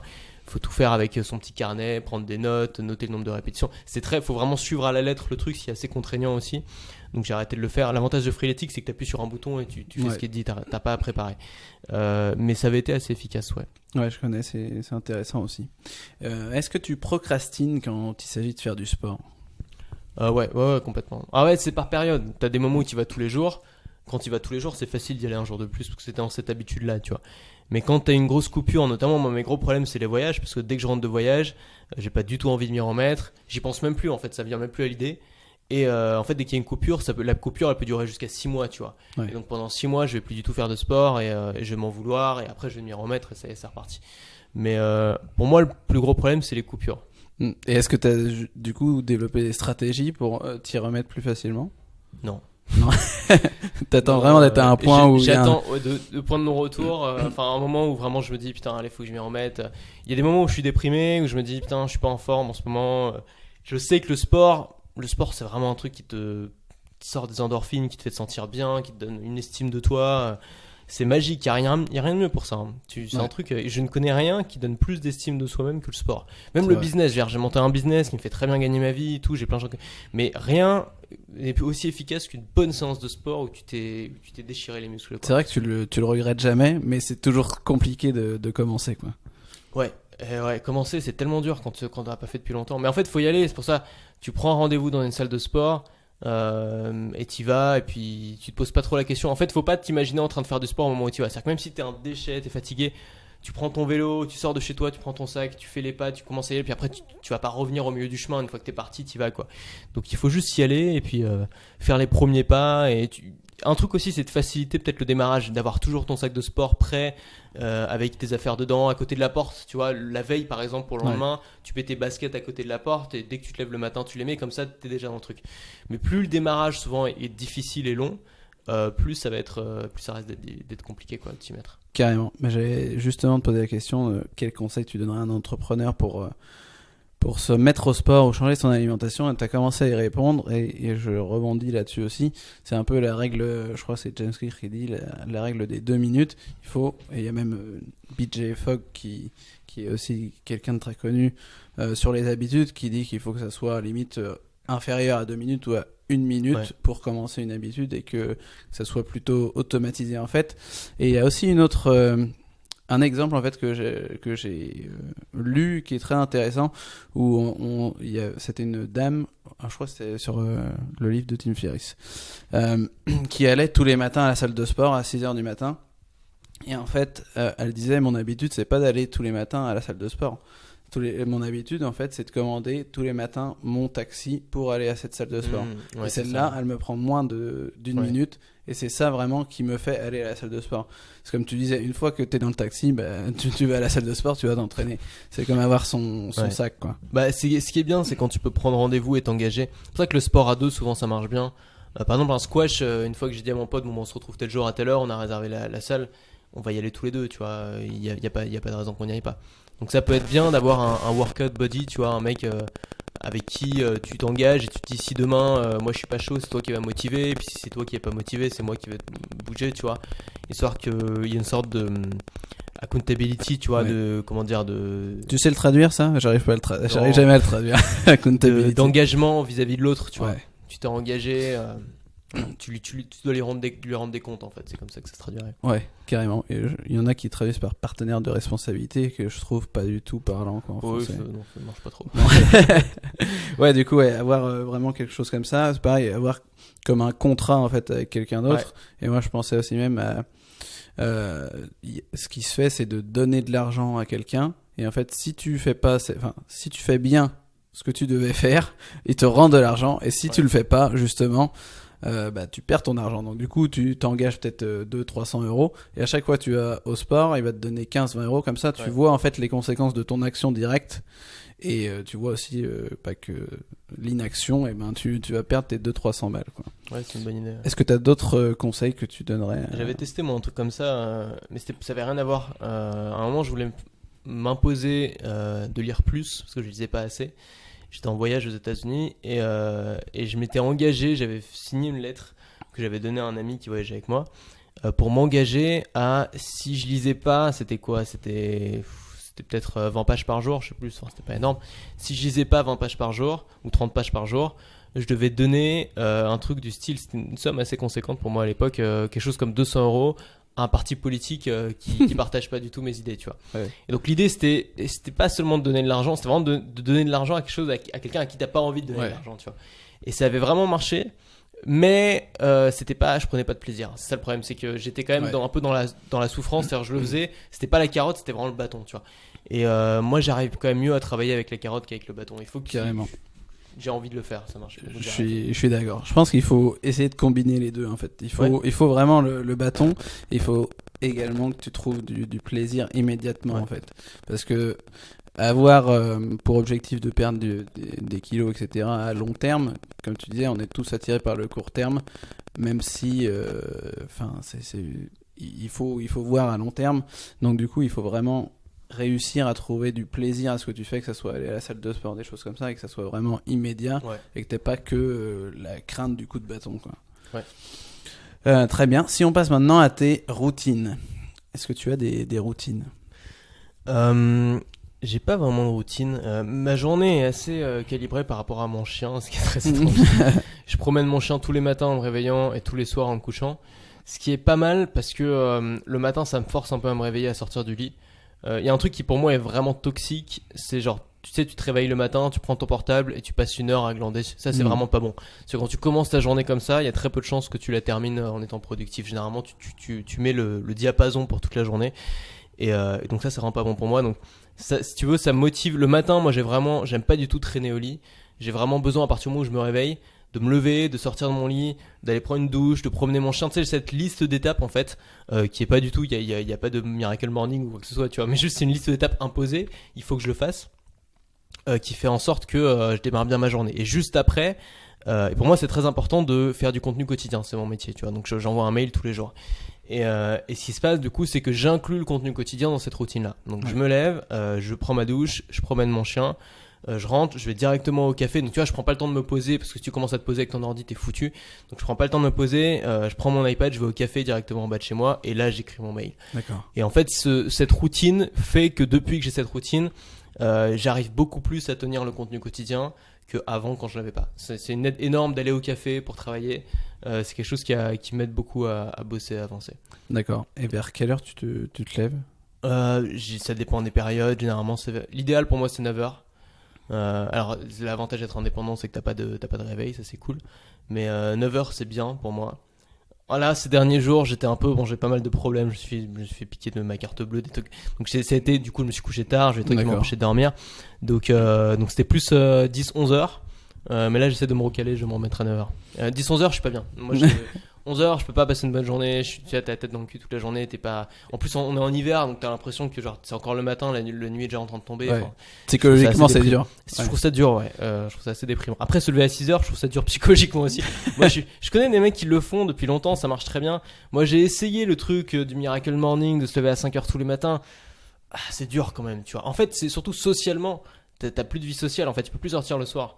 Parce que le moindre truc, le samedi, tu sors, tu vois des potes, tu te couches à minuit, 1h, t'es niqué pour le reste de la semaine, tu vois, ça te casse ton truc complètement. Donc je préfère être calibré, alors moi je pense que c'est important quand même d'avoir des rythmes, mais je préfère être calibré sur le reste du monde, et donc de pouvoir encore avoir des amis, plutôt que d'être calibré sur un truc que j'ai lu dans le bouquin d'un américain, Alors oui, c'est bien, c'est agréable de travailler quand tout le monde dort. J'ai essayé l'inverse aussi une fois, j'ai essayé de me coucher à 5h du matin, tous les jours. Ouais, j'ai essayé, je sais pas, c'est Miracle Evening, je sais pas si ça existe, tu vois. Et en fait, alors ça a été pas mal. Et en fait, je travaillais la nuit. Et donc entre minuit et 5h du matin, je travaillais. Et donc j'étais tout seul, tout le monde dort, personne t'embête, il se passe rien sur Facebook ni rien. Et c'était assez efficace. Et en fait, le gros problème que j'avais, que j'ai eu assez vite, j'ai tenu pendant peut-être 2 semaines. Et après, j'ai eu un gros problème, c'est que le matin, j'avais un mal fou à me réveiller. C'est-à-dire que je me levais le lendemain matin vers midi, 13h, 14h, tu vois. Et c'était une torture, le réveil. Je sais pas pourquoi, donc je pense qu'on a quand même une histoire d'horloge biologique. Donc maintenant, là, j'étais complètement foutu. Et c'était vraiment une torture, le réveil. Et la journée était vraiment pénible. Et en fait, le seul moment où je commençais à retrouver du plaisir, c'était à la tombée de la nuit. Donc j'avais l'impression d'être un vampire. J'avais vraiment l'impression de complètement décalage. Ouais. Et donc, au niveau de mon bien-être, c'était mauvais. Mais au niveau de ma productivité, c'était assez efficace quand même. Ouais, carrément. Et je sais pas si t'as peut-être tu fais le Miracle Morning, tu te lèves à quelle heure toi le matin? Moi je me lève tôt, je me lève à 6h du coup. 6h. J'allais justement te dire j'ai lu évidemment le Miracle Morning, mais je crois que le Miracle Morning, en fait, ce qu'il faut juste en retenir, c'est d'avoir au moins des minutes pour toi avant de commencer ton travail. Et moi, en fait, je suis un peu comme toi dans le sens où si je me lève un peu trop tard, mais pour moi trop tard, ça serait 9h ou 8h, 8h30 plutôt. Là je commence à psychologiquement me dire ça y est, ma journée est foutue, parce que moi je sais qu'il me faut quand même pas mal de temps avant de démarrer et que je vais commencer par faire du foam rolling, de rouler sur un foam roller, faire un peu d'étirement, des choses comme ça, et c'est vite 1h, 1h30, et si je me lève à 9h, tu vois, je commence à travailler à 11h, donc comme tu disais, j'ai l'impression que la journée est terminée et ça me met direct je suis dans le mal là, je me dis merde, j'ai rien fait, tout ça. Donc il y a un côté assez agréable à se lever tôt et à savoir que ta journée devant toi. C'est ça, carrément. En fait, c'est vraiment encore une histoire de satisfaction où tu te dis à 8-9 heures, enfin ou 10 heures, t'as déjà fait beaucoup de choses et t'es à fond, tu vois. Après, c'est vraiment compliqué à mettre en place, surtout sur Paris, parce qu'avant j'ai vécu un peu à Lisbonne et j'étais un peu plus, on était un peu plus en autarcie, donc j'étais justement moins sociable, pardon, et c'était plus simple de me lever à 6 heures et de me coucher beaucoup plus tôt. Et là, donc ce que j'essaie de faire, de me remettre dans un rythme, de me lever à 6 heures et d'avoir au moins 7 heures de sommeil. Et si j'ai passé 7 heures, je vais essayer de me lever à 6 heures et sinon je vais faire une sieste vers 14-15 heures. Mais c'est vrai que c'est compliqué d'avoir un rythme différent des autres, mais je trouve hyper satisfaisant de se lever plus tôt. Après, si j'ai aucune énergie le matin, je vois pas intérêt non plus à me lever à 6 heures.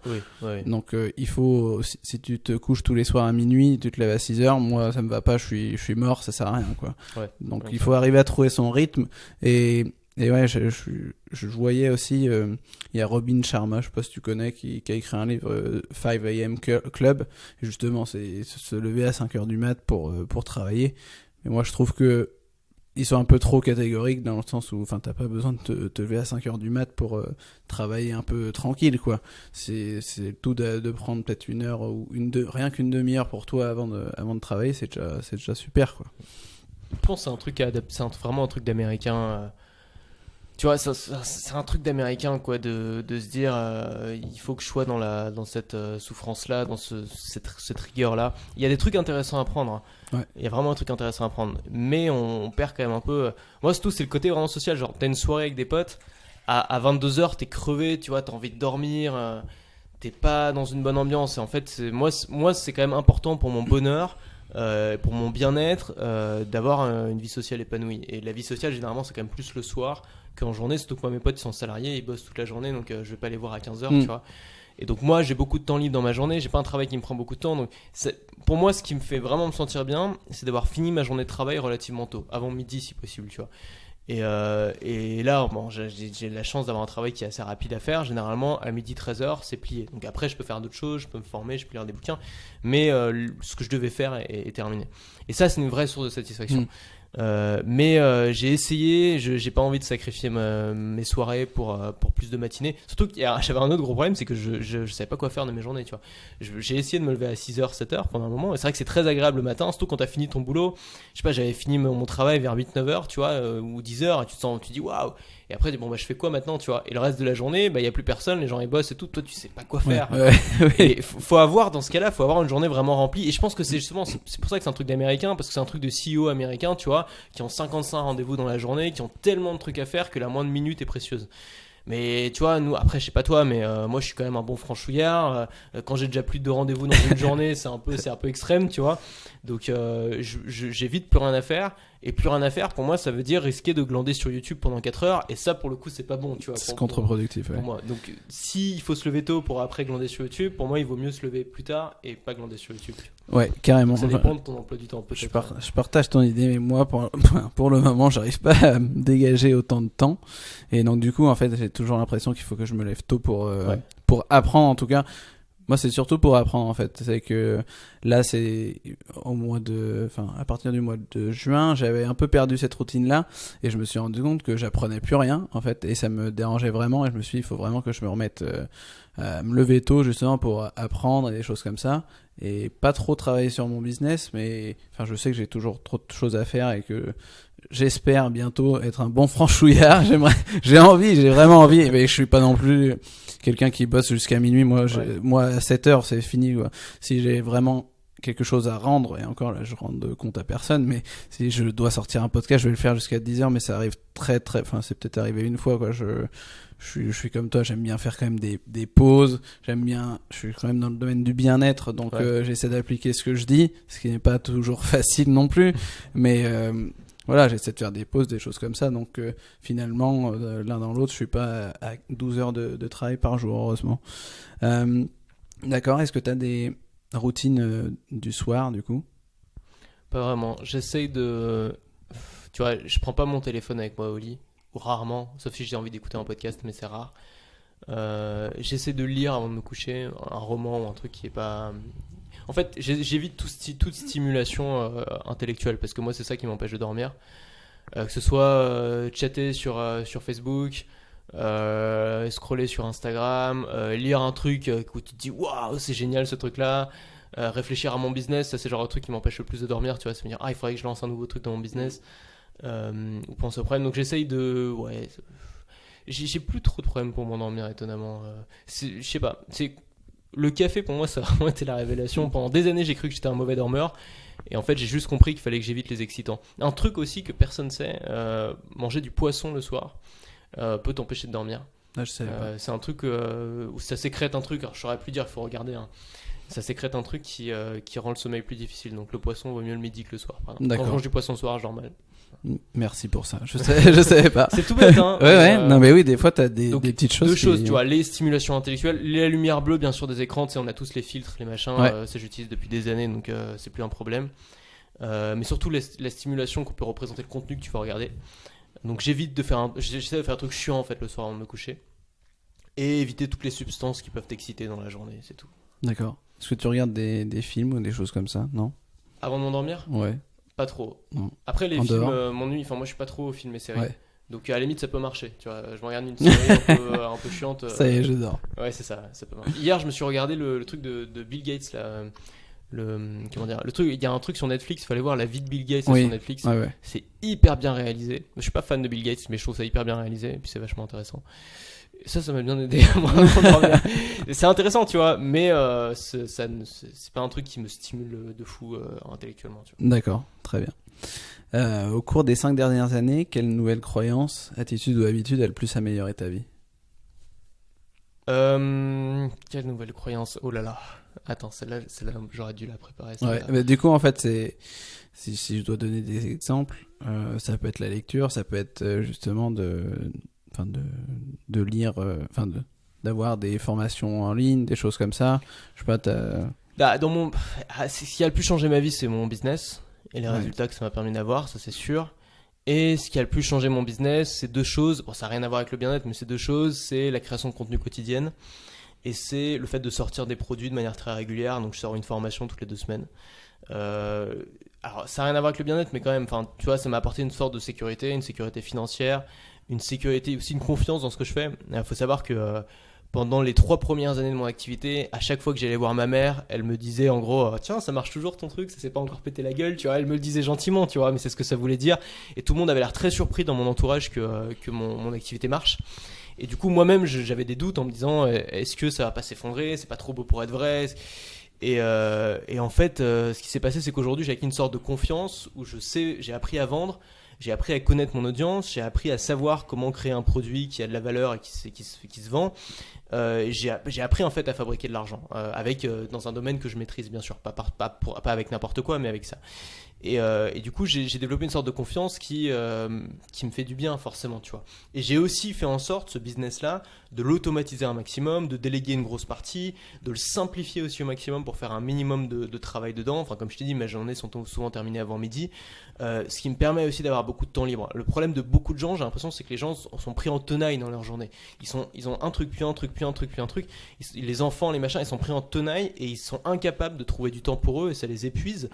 Et j'ai la chance en fait de plus avoir ce problème grâce à cette activité-là. Donc en fait, mon business en ligne, mon activité, évidemment c'est ce que j'enseigne et je conseille vraiment aux gens de s'intéresser à ça, surtout les gens qui font des burn-out, qui sont épuisés, qui travaillent trop.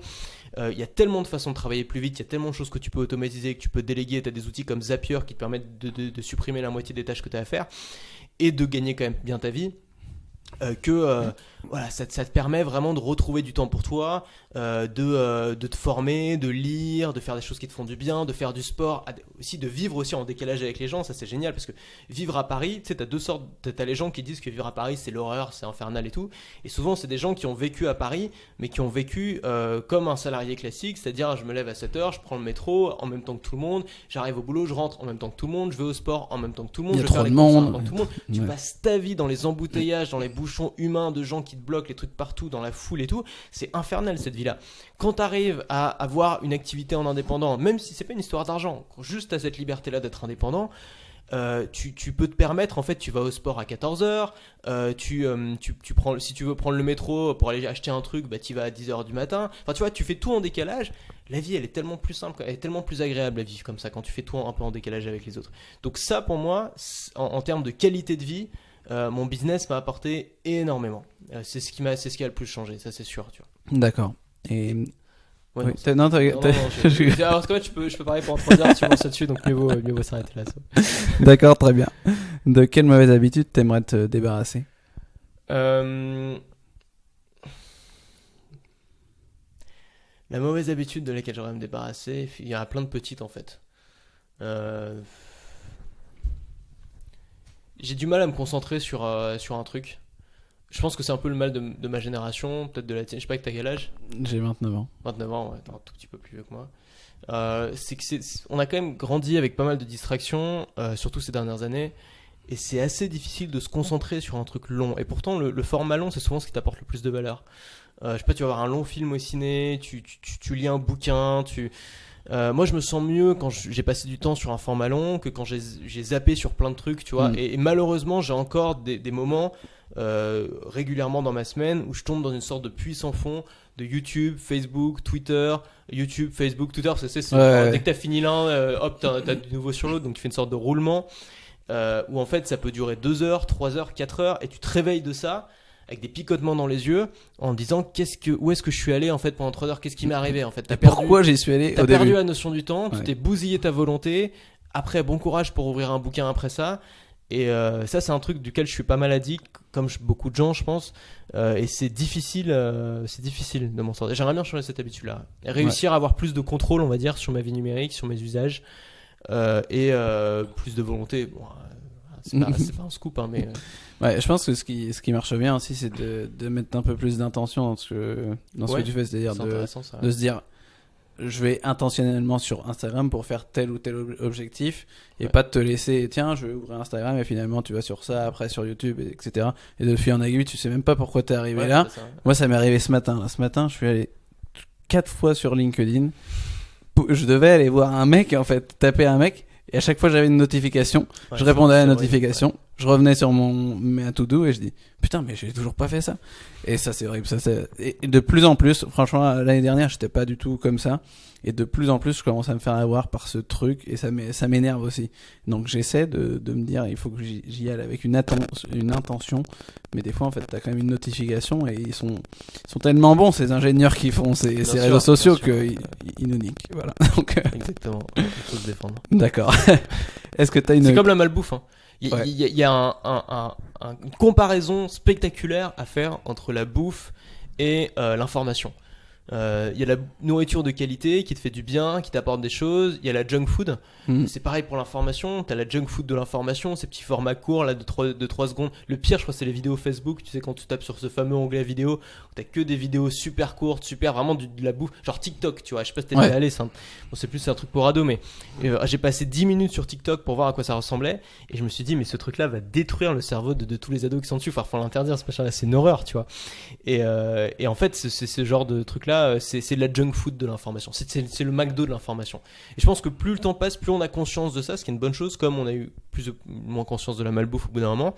Et il faut mettre en place des règles d'hygiène numérique. C'est indispensable. Je sais que ça fait un peu vieux con de dire ça, mais c'est vraiment important. T'as un type qui s'appelle Cal Newport qui a écrit des bouquins qui sont vraiment intéressants là-dessus. Rework, je crois que c'est un des bouquins. Deep Work, attends, je vais confondre Rework. Deep Work, ouais. Travail profond. Vraiment, moi, il m'a foutu une claque ce bouquin. Un autre bouquin qu'il a sorti récemment qui s'appelle Digital Minimalism, qui est vraiment intéressant sur le concept. C'est-à-dire, le concept, c'est pas de en gros vivre sans téléphone parce que c'est chiant.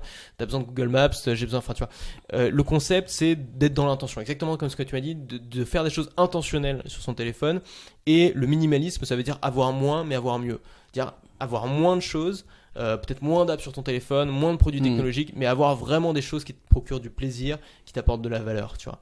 Donc il faut se former là-dessus, si tu veux. On est tous des victimes de ça. Comme un gars qui sait pas qu'un McDo c'est pas bon, il va finir par aller chez McDo tous les jours. Évidemment, tout est fait pour faire plaisir à ton palais dans ces machins-là, où il va se bouffer du Nutella à la cuillère. Donc c'est une question de conscience. Il faut avoir conscience, il faut être informé là-dessus. Et de toute façon, on se rend bien compte. Si tu te bouffes un kebab, tu sors, tu te sens pas bien. C'est pareil quand tu passes 3 heures à glander devant des vidéos Facebook, tu te sens comme une merde, tu vois. Donc tu te sens pas. Alors que si tu vas au sport, c'est différent, c'est pas du tout la même sensation. Donc écouter son corps, écouter ses réactions, c'est ça qui nous dit un peu qu'est-ce qui est bien pour nous, qu'est-ce qui est pas bien pour nous, tu vois. Carrément. Je te rejoins là-dessus. C'est vraiment être conscient de ce qu'on fait, enfin prendre conscience en fait de ce qu'on est en train de faire. Ouais. Et justement, des fois, être curieux de ce qu'on est en train de faire. C'est-à-dire que se demander pourquoi on est en train d'aller sur tel ou tel réseau, en fait. C'est comme, en fait, comme tu disais, la comparaison avec l'alimentation, c'est que souvent, on va vers des types de nourriture, mais sans vraiment comprendre pourquoi on fait ce choix-là. Et des fois, en fait, il faut vraiment être curieux par rapport à ça et de se dire, bah tiens, je vais vers ce paquet de gâteaux ou vers ce réseau social, mais pourquoi, en fait? Qu'est-ce qui se passe aujourd'hui à ce moment-là? Est-ce que je m'ennuie? Et moi, souvent, c'est mon cas, en fait. C'est je m'ennuie, je commence à m'ennuyer du coup. Alors j'ai envie d'un petit shot de dopamine du coup, tu vois, je me faisais chier sur ma tâche, j'ai envie d'une notification. Et en fait c'est vraiment comprendre pourquoi tu vas sur ces réseaux-là et justement de mettre plus d'intention après derrière. C'est vraiment super intéressant ce que tu dis sur l'ennui, parce que moi c'est vraiment ce que j'ai compris. C'est que, en fait, le problème, c'est pas les réseaux sociaux, YouTube, Internet et tout. Le problème, c'est le vide dans nos journées. C'est ça le vrai problème, parce que je sais pas, quand tu sors avec des amis, moi personnellement j'ai pas envie de scroller sur Facebook, tu vois, ou lire mes textos. Quand je sors avec des amis, je suis avec eux, ou alors quand je suis en train de faire une activité, je suis pas sur mon smartphone. J'ai aucun problème d'addiction au smartphone quand je suis en train de faire une activité. Le problème, c'est quand t'es chez toi, que t'as rien à faire, que t'as, je sais pas, 2 heures de trou à rien faire, et que tu as ton ordinateur devant toi. Évidemment, le truc le plus sexy, le plus séduisant à faire, c'est d'ouvrir ton ordinateur, c'est pas d'ouvrir un bouquin. Et donc le vrai problème, c'est ça. Mais dès que tu commences à remettre des choses dans tes journées, d'un coup tu t'éloignes de ton téléphone. Et en fait ce truc là, c'est le danger, c'est que évidemment, en fait c'est que c'est plus facile d'être seul aujourd'hui qu'être seul avant, parce que être seul avant on s'ennuyait à mourir, tu vois. Ok, tu lisais 1 ou 2 bouquins, c'est bon, t'avais fini, tu savais plus quoi faire de ta journée. Donc être seul avant on s'ennuyait, donc les gens ils se retrouvaient dans la rue, ils allaient jouer aux cartes, etc., tu vois. Et en fait aujourd'hui être seul c'est beaucoup plus agréable, parce qu'on a toutes ces distractions, ces choses qui viennent nous faire plaisir à notre cerveau quand on est seul. Donc être seul est beaucoup plus supportable, et donc on va avoir tendance à prendre moins d'engagement, moins rendez-vous, à moins sortir de chez soi, à voir moins de gens. Et donc c'est un cercle vicieux, tu vois. Et moi la meilleure chose que j'ai trouvée pour m'éloigner de ça, c'est simplement de mettre des choses dans ma journée. Donc aller faire du sport, ça sert pas seulement à prendre du muscle, ça sert aussi à prendre du temps dans ma journée. Aller travailler au café, pareil, quand je suis au café, je vais avoir moins tendance à glander sur Facebook, je vais être bien meilleur pour travailler. Aller voir des mecs comme toi, tu vois, pour discuter. Aller voir un ami, aller boire un verre simplement en couple un petit peu plus loin, tu vois, pour discuter. Juste le fait de sortir de chez soi, ça t'éloigne naturellement de ces trucs-là. Donc moi, c'est une assez bonne solution, je trouve, et assez naturelle, et pareil, qui consiste pas à se forcer, à se fouetter, mais qui consiste vraiment à simplement changer ses habitudes, tu vois. Carrément, tout à fait.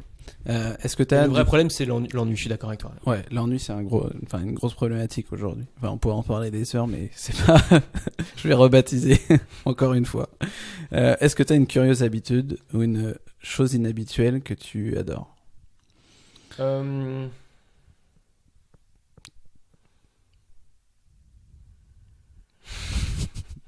Putain, parce que j'ai lu les questions avant et j'ai trouvé une réponse à celle-là.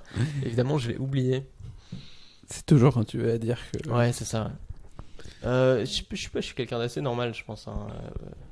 Mais tous les gens normaux ont des habitudes curieuses. Moi, si tu veux, si je devais dire la mienne qui est connue de tous, maintenant, une fois que je vais faire pipi, je vais ici, là, et je fais deux pompes minimum. Ça se transforme souvent en 10 pompes avec des variantes et des choses comme ça.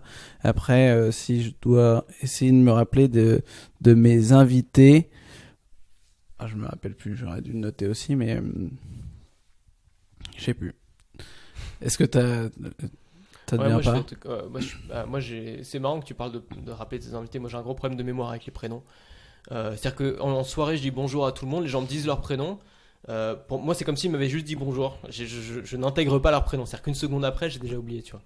Donc ce que je me fais des petites fiches de révision. Tu sais, après avoir dit bonjour à tout le monde, je vais aux chiottes et je me note tout sur un truc de notes. C'est vachement important de retenir le prénom des gens. Tout à fait, Antoine. Tout à fait, Gérard. Et après, non, mais en fait, ça fait juste penser à ce que tu m'as dit. Moi, j'ai une barre de traction entre mes toilettes et mon salon, Ok. entre le mur, tu vois. Et donc, à une époque aussi, je m'étais donné ce truc-là de dire à chaque fois que je passe sous la barre de traction, tu fais 3 tractions. C'est ce que j'ai là aussi. Ouais. Ah ouais, voilà, bah pareil, j'ai la même chose. T'as bien Ouais, j'ai défoncé le mur. Ouais, donc j'avais. Ah, c'est marrant, t'as accroché des sangles là dessus. Ouais, des anneaux. Tu fais quoi avec ça? Il y a le TRX et il y a aussi des anneaux, TRX, donc anneaux de gymnastique. Tu peux faire un peu tout ce que tu veux. Tu peux faire des dips, tu peux faire beaucoup de tirages, des choses comme ça. Ouais. Après, t'es limité parce que t'es entre deux portes, donc tu vas pas non plus faire. Ce truc-là, c'est difficile de tenir les jours où t'es. Je sais pas, t'as un jour t'as la gueule de bois, tu vas pas les faire tes tractions, tu le sais, tu vois. Mais c'est le jour où tu casses ton habitude que tu lâches le truc. Mais j'essaie de me dire encore une fois, 80% c'est nous, 100%. Ouais, Donc c'est du ça, coup, la bonne affaire. et après je me dis aussi, je me mets des règles. En fait, j'essaie de m'écrire des séquences si à l'heure. Donc par exemple la barre de traction, ça marche pas quand je me réveille parce que je vais pas faire une traction quand j'arrive, et ça marche toute la journée sauf si je viens de faire du sport, et ça marche plus à partir de 19h, tu vois. 19h, j'estime que salut, tu me saoules là, on est dans les 20%, là, c'est ouais, fini, quoi. on est dans les 20. Non, on est même pas dans les 20%. Ceux-là, ils comptent pas dans les 20%. Ah ouais, d'accord. C'est vraiment la règle. Et après, derrière, j'ai encore 20%. Tu vois, D'accord, le mec ok. est. Bon, ça Ça, va. c'est plutôt Tu te protèges flexible un peu. finalement. Ouais. Parce que souvent, les gens, en fait, quand on met en place des habitudes et des choses comme ça, ils voient le côté hyper rigoureux. Et je suis quelqu'un de rigoureux et de nature assez perfectionniste, mais je trouve que c'est quelque chose qui est important pour remettre un cadre, en fait, et que derrière. À l'intérieur de ce cadre, en fait, tu peux bouger beaucoup de choses. Tu vois, c'est comme une morning routine. Tu te dis, en fait, j'ai 1 heure pour faire 4, 5, 6 actions. C'est pas tout le temps les mêmes choses, en fait. T'essaies de varier. Le sport, c'est pas toujours la même chose, etc. En fait, c'est vraiment avoir un cadre qui est assez régulier, et pour ensuite, derrière, mettre ce que tu veux à l'intérieur. Ouais. Et moi, ça me rassure beaucoup, en tout cas. Mais ça, c'est ma personnalité. Du coup, là, j'avais plus de questions là-dessus. Je vais enchaîner parce que ça avance.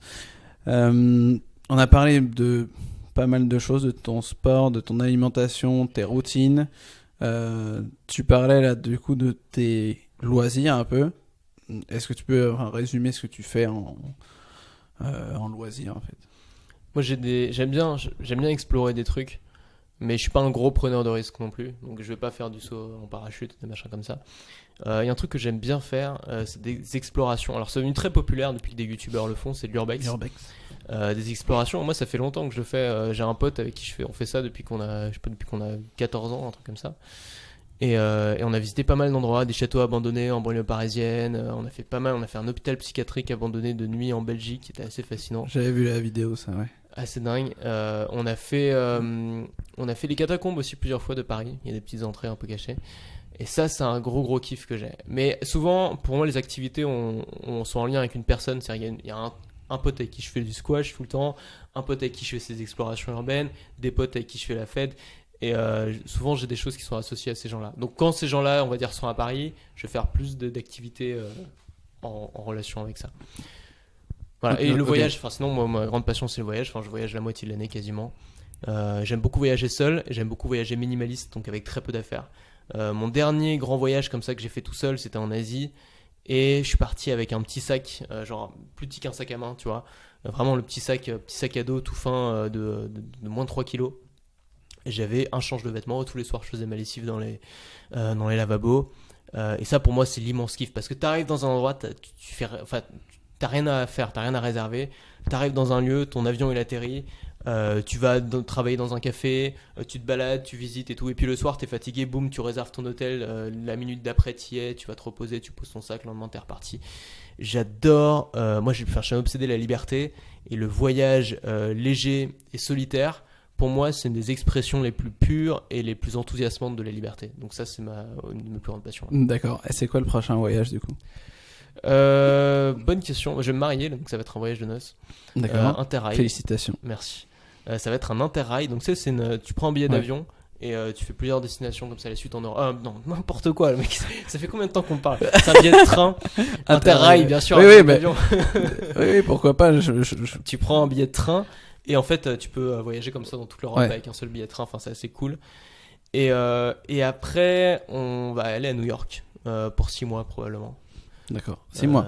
Ouais, on va essayer d'avoir deux visas touristes, donc 2 ETSA à la suite, rester 6 mois là-bas. Ça serait, enfin, on aimerait bien en fait vivre là-bas, mais c'est trop compliqué d'avoir un visa investisseur ou entrepreneur. Enfin, il n'y a pas de visa entrepreneur, mais c'est trop compliqué d'avoir un visa investisseur, donc on va rester sur un visa touriste. D'accord, très bien. On va passer maintenant aux 3 questions de la fin. Ouais. La première, c'est la recette que tu aimes préparer ou le plat dont tu ne te lasses jamais. Il y a un plat dont je me suis jamais lassé, c'est le smoothie. Je me suis fait ça tous les matins pendant des années. Alors en ce moment, j'en prends pas le matin, mais je me suis fait ça tous les matins pendant des années. Et dedans, je mettais plein de trucs, des noix, des bananes, des kiwis, de la salade aussi. Par exemple, tu mets de la sucrine dans les smoothies, c'est très bon. Ou des pousses d'épinards, ça adoucit vachement le truc, c'est une texture très agréable. Et ça, je l'ai littéralement fait vraiment pendant des années d'affilée, tous les matins, quasiment la même chose avec des fruits rouges aussi. Où je me suis jamais lassé, c'est un plaisir ça. Ouais. Mais j'en prends plus trop parce que bon. c'est une autre question. Attends, je suis complètement. Non, mais tu vois, ça fait beaucoup de fruits dès le matin, ça fait du sucre. Après, je suis pas forcément performant pour travailler juste après. Et comment dire, et voilà. D'accord, très bien. En ce moment, je suis plus petit déj protéiné, on va dire. Voilà. Ok. Bon, on en reparlera un autre jour.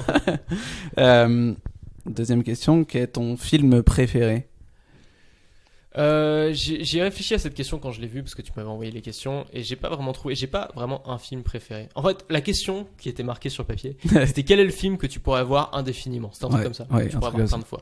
Et en fait, j'ai des films que j'aime beaucoup, mais que j'ai pas du tout envie de voir plein de fois parce que c'est des films qui sont émotionnellement assez forts, parfois un peu durs. Ça va, tu vois, une fois ça suffit. Si je vais vraiment voir un film souvent, ce serait un truc de style film Disney, genre le livre de la jungle, c'est les vieux films Disney. D'accord. Qui ont bercé nos enfances à tous et tu vois, qui ont un côté vraiment. On a revu récemment le livre de la jungle, des extraits en tout cas sur YouTube. Et tu vois, t'as une esthétique qui est particulière, t'as des musiques qui sont très propres à ce genre de film-là. Évidemment, il y a un rapport à l'enfance qui fait que c'est sympa. Mais je les trouve vraiment très plaisants et très artistiques ces films, les vieux films Disney. Mais je suis pas du tout un cinéphile. Ouais, tu disais que tu préfères regarder, lire j'aime préfère la réalité à la comédie. Je suis pas un bon spectateur. J'aime beaucoup la réalité, j'aime beaucoup les documentaires, j'aime bien les conférences, j'aime bien. Tu vois, je peux me mater des confs d'Oussama Hamar de 2 heures d'un trait, je suis à fond, tu vois. Mais tu mets Game of Thrones, ça me fait chier. Enfin, moi, j'ai jamais accroché à ce genre de truc. Après, il y a quelques séries où j'ai accroché. Je suis comme tout le monde, Breaking Bad, j'ai adoré. J'ai mon petit plaisir secret. Comme on est très loin dans l'interview, je me dis, il y a peu de gens qui je regarde Plus belle la vie tous les jours. C'est véridique. Encore aujourd'hui? Ouais, encore aujourd'hui. J'avais entendu ça. Au moment où on dîne devant Plus belle la vie. Je pense que c'est ta curieuse habitude, ça. Ah bah ouais, tiens, j'aurais dû le sortir, ça, ouais. C'est ma curieuse habitude et c'est vraiment bien. Les gens pensent que c'est de la merde parce que au début, c'était une série avec un tout petit budget. Les acteurs étaient très peu expérimentés, la plupart c'était des nouveaux acteurs et ils étaient mauvais en effet au début. Et en fait, comme la série a 15 ans, elle vient de fêter ses 15 ans, moi j'ai vu des gosses naître dans Plus belle la vie qui sont au collège maintenant, je te promets, tu vois, c'est un truc de dingue. Et comme la série a 15 ans, les mecs qui jouent leur même rôle et qui sont toujours dedans depuis 15 ans, ils sont devenus très très bons dans leur rôle. Enfin, ils l'incarnent, tu vois, au bout de 15 ans à faire la même chose tous les jours, tu commences à être bon. Et surtout, les réalisateurs sont excellents pour trouver des intrigues. Il y a toujours des intrigues pas possibles. C'est très difficile de deviner comment ça va se dénouer. Ils sont super forts. Et alors, je suis pas fanat dans le sens où c'est vraiment un truc rituel. C'est-à-dire, c'est le soir, en dînant, en couple. Je regarderai pas forcément tout seul, mais c'est vraiment un plaisir à regarder. Et c'est un truc vraiment hyper familial. C'est-à-dire, tu regardes ça. J'ai toujours regardé ça en famille ou en couple. Et à chaque fois, t'arrives à mettre l'autre dedans. Même à l'époque, j'étais en coloc, j'avais convaincu l'autre de regarder ça avec moi. Tu vois. Et au bout d'un moment, t'es dedans. Et t'arrives à mettre l'autre dedans et ça fait vraiment, ça lance des sujets de discussion, il y a plein de trucs, enfin c'est une série que j'aime beaucoup et c'est très difficile de défendre ce point de vue en société parce que les gens ont une haine de cette série, je sais pas pourquoi ils la regardent pas mais ils détestent. Non, en fait je pense que t'as soulevé un point très important, c'est qu'au départ ils étaient très mauvais. Et je pense que c'est un très bel exemple justement du coup d'imperfectionnisme, tu vois, et c'est vraiment un exemple à suivre, même si je suis pas pour Plus belle la vie. C'est vrai que on a tendance à vouloir être toujours perfectionniste et se dire ah non je peux pas lancer parce que j'ai pas fini à 100% telle ou telle chose. Et justement tu vois, eux ils se sont peut-être lancés, bon peut-être que eux ils se disaient c'est super bien ce qu'on fait, mais enfin je pense pas, mais tu vois, ils se sont améliorés vraiment sur 15 ans, et maintenant ils font un truc, j'imagine, ils sont super bons dans leur rôle, parce que comme tu dis, ils l'ont incarné depuis 15 ans, et donc la moralité, c'est de se lancer, même si on n'est pas très bon, en fait, d'être suffisamment bon pour le faire et continuer, quoi. Exactement. Moi, philosophiquement, j'adore Plus belle la vie, parce que c'est tout ce que j'incarne à mon échelle. C'est-à-dire que moi, mon personnage, étonnamment, sur Internet divise pas mal. C'est-à-dire qu'il y a des gens qui m'adorent et des gens qui me détestent, comme Plus belle la vie. J'ai commencé jeune et inexpérimenté, comme les acteurs de Plus belle la vie. Mes premières vidéos étaient pourries, comme Plus belle la vie, sauf que j'en ai fait tous les jours, comme Plus belle la vie. Plus belle la vie, c'est tous les jours, du lundi au vendredi. Et ça a permis de développer une audience fidèle, comme Plus belle la vie, qui ont plus d'1 million de personnes qui continuent à la regarder tous les jours 15 ans après. Et du coup, j'ai une sorte de proximité où je me dis, on est les vilains petits canards, mais ça marche en fait. Et les gens nous détestent aussi parce que ça marche. Et on fait nos trucs de nos côtés, on accepte l'imperfection, on accepte parce qu'on veut sortir tous les jours, on veut délivrer tous les jours, donc on accepte parfois de faire des choses qui plaisent pas. Mais au bout du compte, on gagne en fait. On a des résultats. Et ça énerve encore plus les gens qui nous aiment pas. Tout à fait. C'est ça que j'aime bien en playlist, c'est que je me retrouve un peu dans le truc et ça me plaît, tu vois.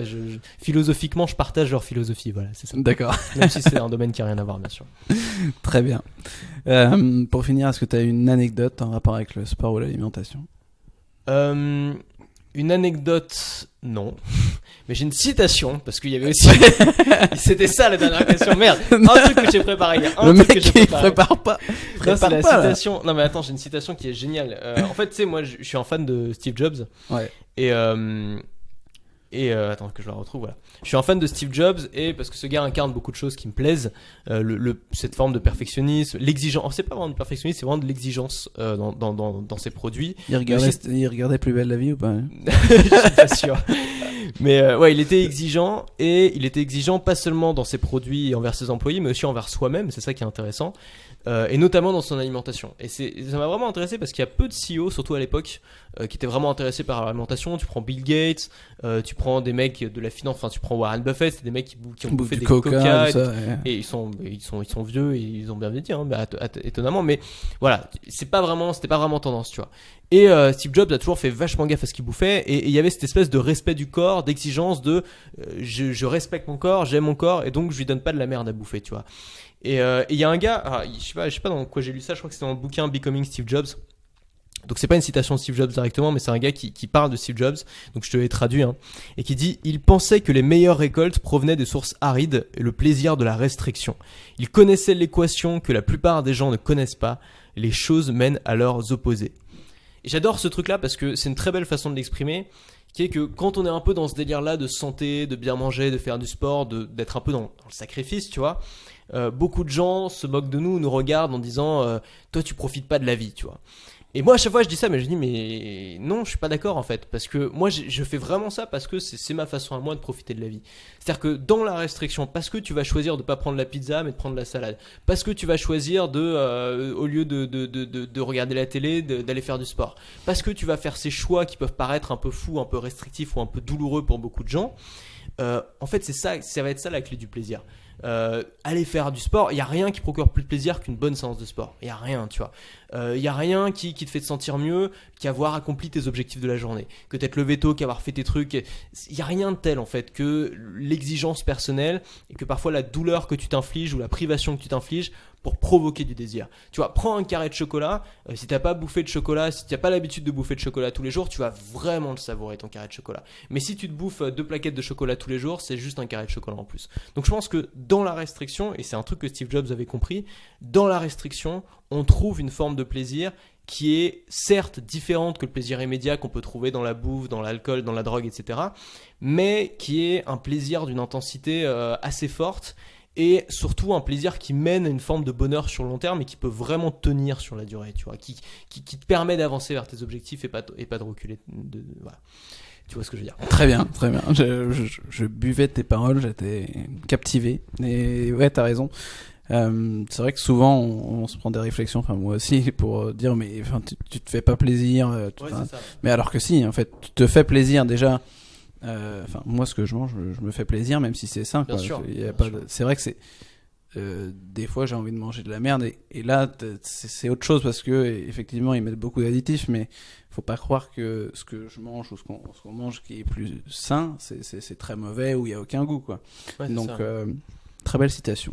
Moi j'adore, tu vois, les choses mènent à leur opposé, quoi. C'est vraiment ça en fait. C'est quelque chose qui peut paraître être une souffrance peut mener Carrément. à quelque chose de très bon, quoi. Carrément. Pour terminer, Antoine, est-ce que tu peux donner aux auditeurs les liens vers lesquels ils peuvent te retrouver ? Ouais, bien sûr. Bah, mon site antoinebm.com. Mon contenu est quasiment exclusivement publié par email. Donc si on veut rien rater, il faut s'abonner à la liste email. Donc antoinebm.com, on s'abonne à la liste email. Ensuite, je fais aussi des vidéos sur ma chaîne YouTube, AntoineBM sur YouTube. Et les gens qui sont abonnés à la liste email ont accès à un groupe Facebook sur lequel je suis assez actif en ce moment et ça permet de rassembler la communauté. D'accord. Merci beaucoup, Antoine, d'être passé sur le podcast. Bah, merci à toi, Brice, c'était très sympa. Merci, à bientôt. Ciao. Ciao. Merci d'avoir écouté cet épisode jusqu'au bout. Si vous êtes encore là, c'est sûrement que l'épisode vous a plu. Si c'est le cas, ou bien si l'anecdote d'Antoine BM vous a plu, je vous invite à laisser un avis sur iTunes ou Apple Podcast. C'est ce qui m'aide le plus à gagner en visibilité. Pour ce faire, rien de plus simple. Lancez iTunes depuis votre ordinateur ou Apple Podcast depuis votre smartphone. Cherchez Chill by Feta Fitness, allez dans la section Notes et avis et laissez un avis. Merci de soutenir ce podcast et à bientôt pour un nouvel épisode.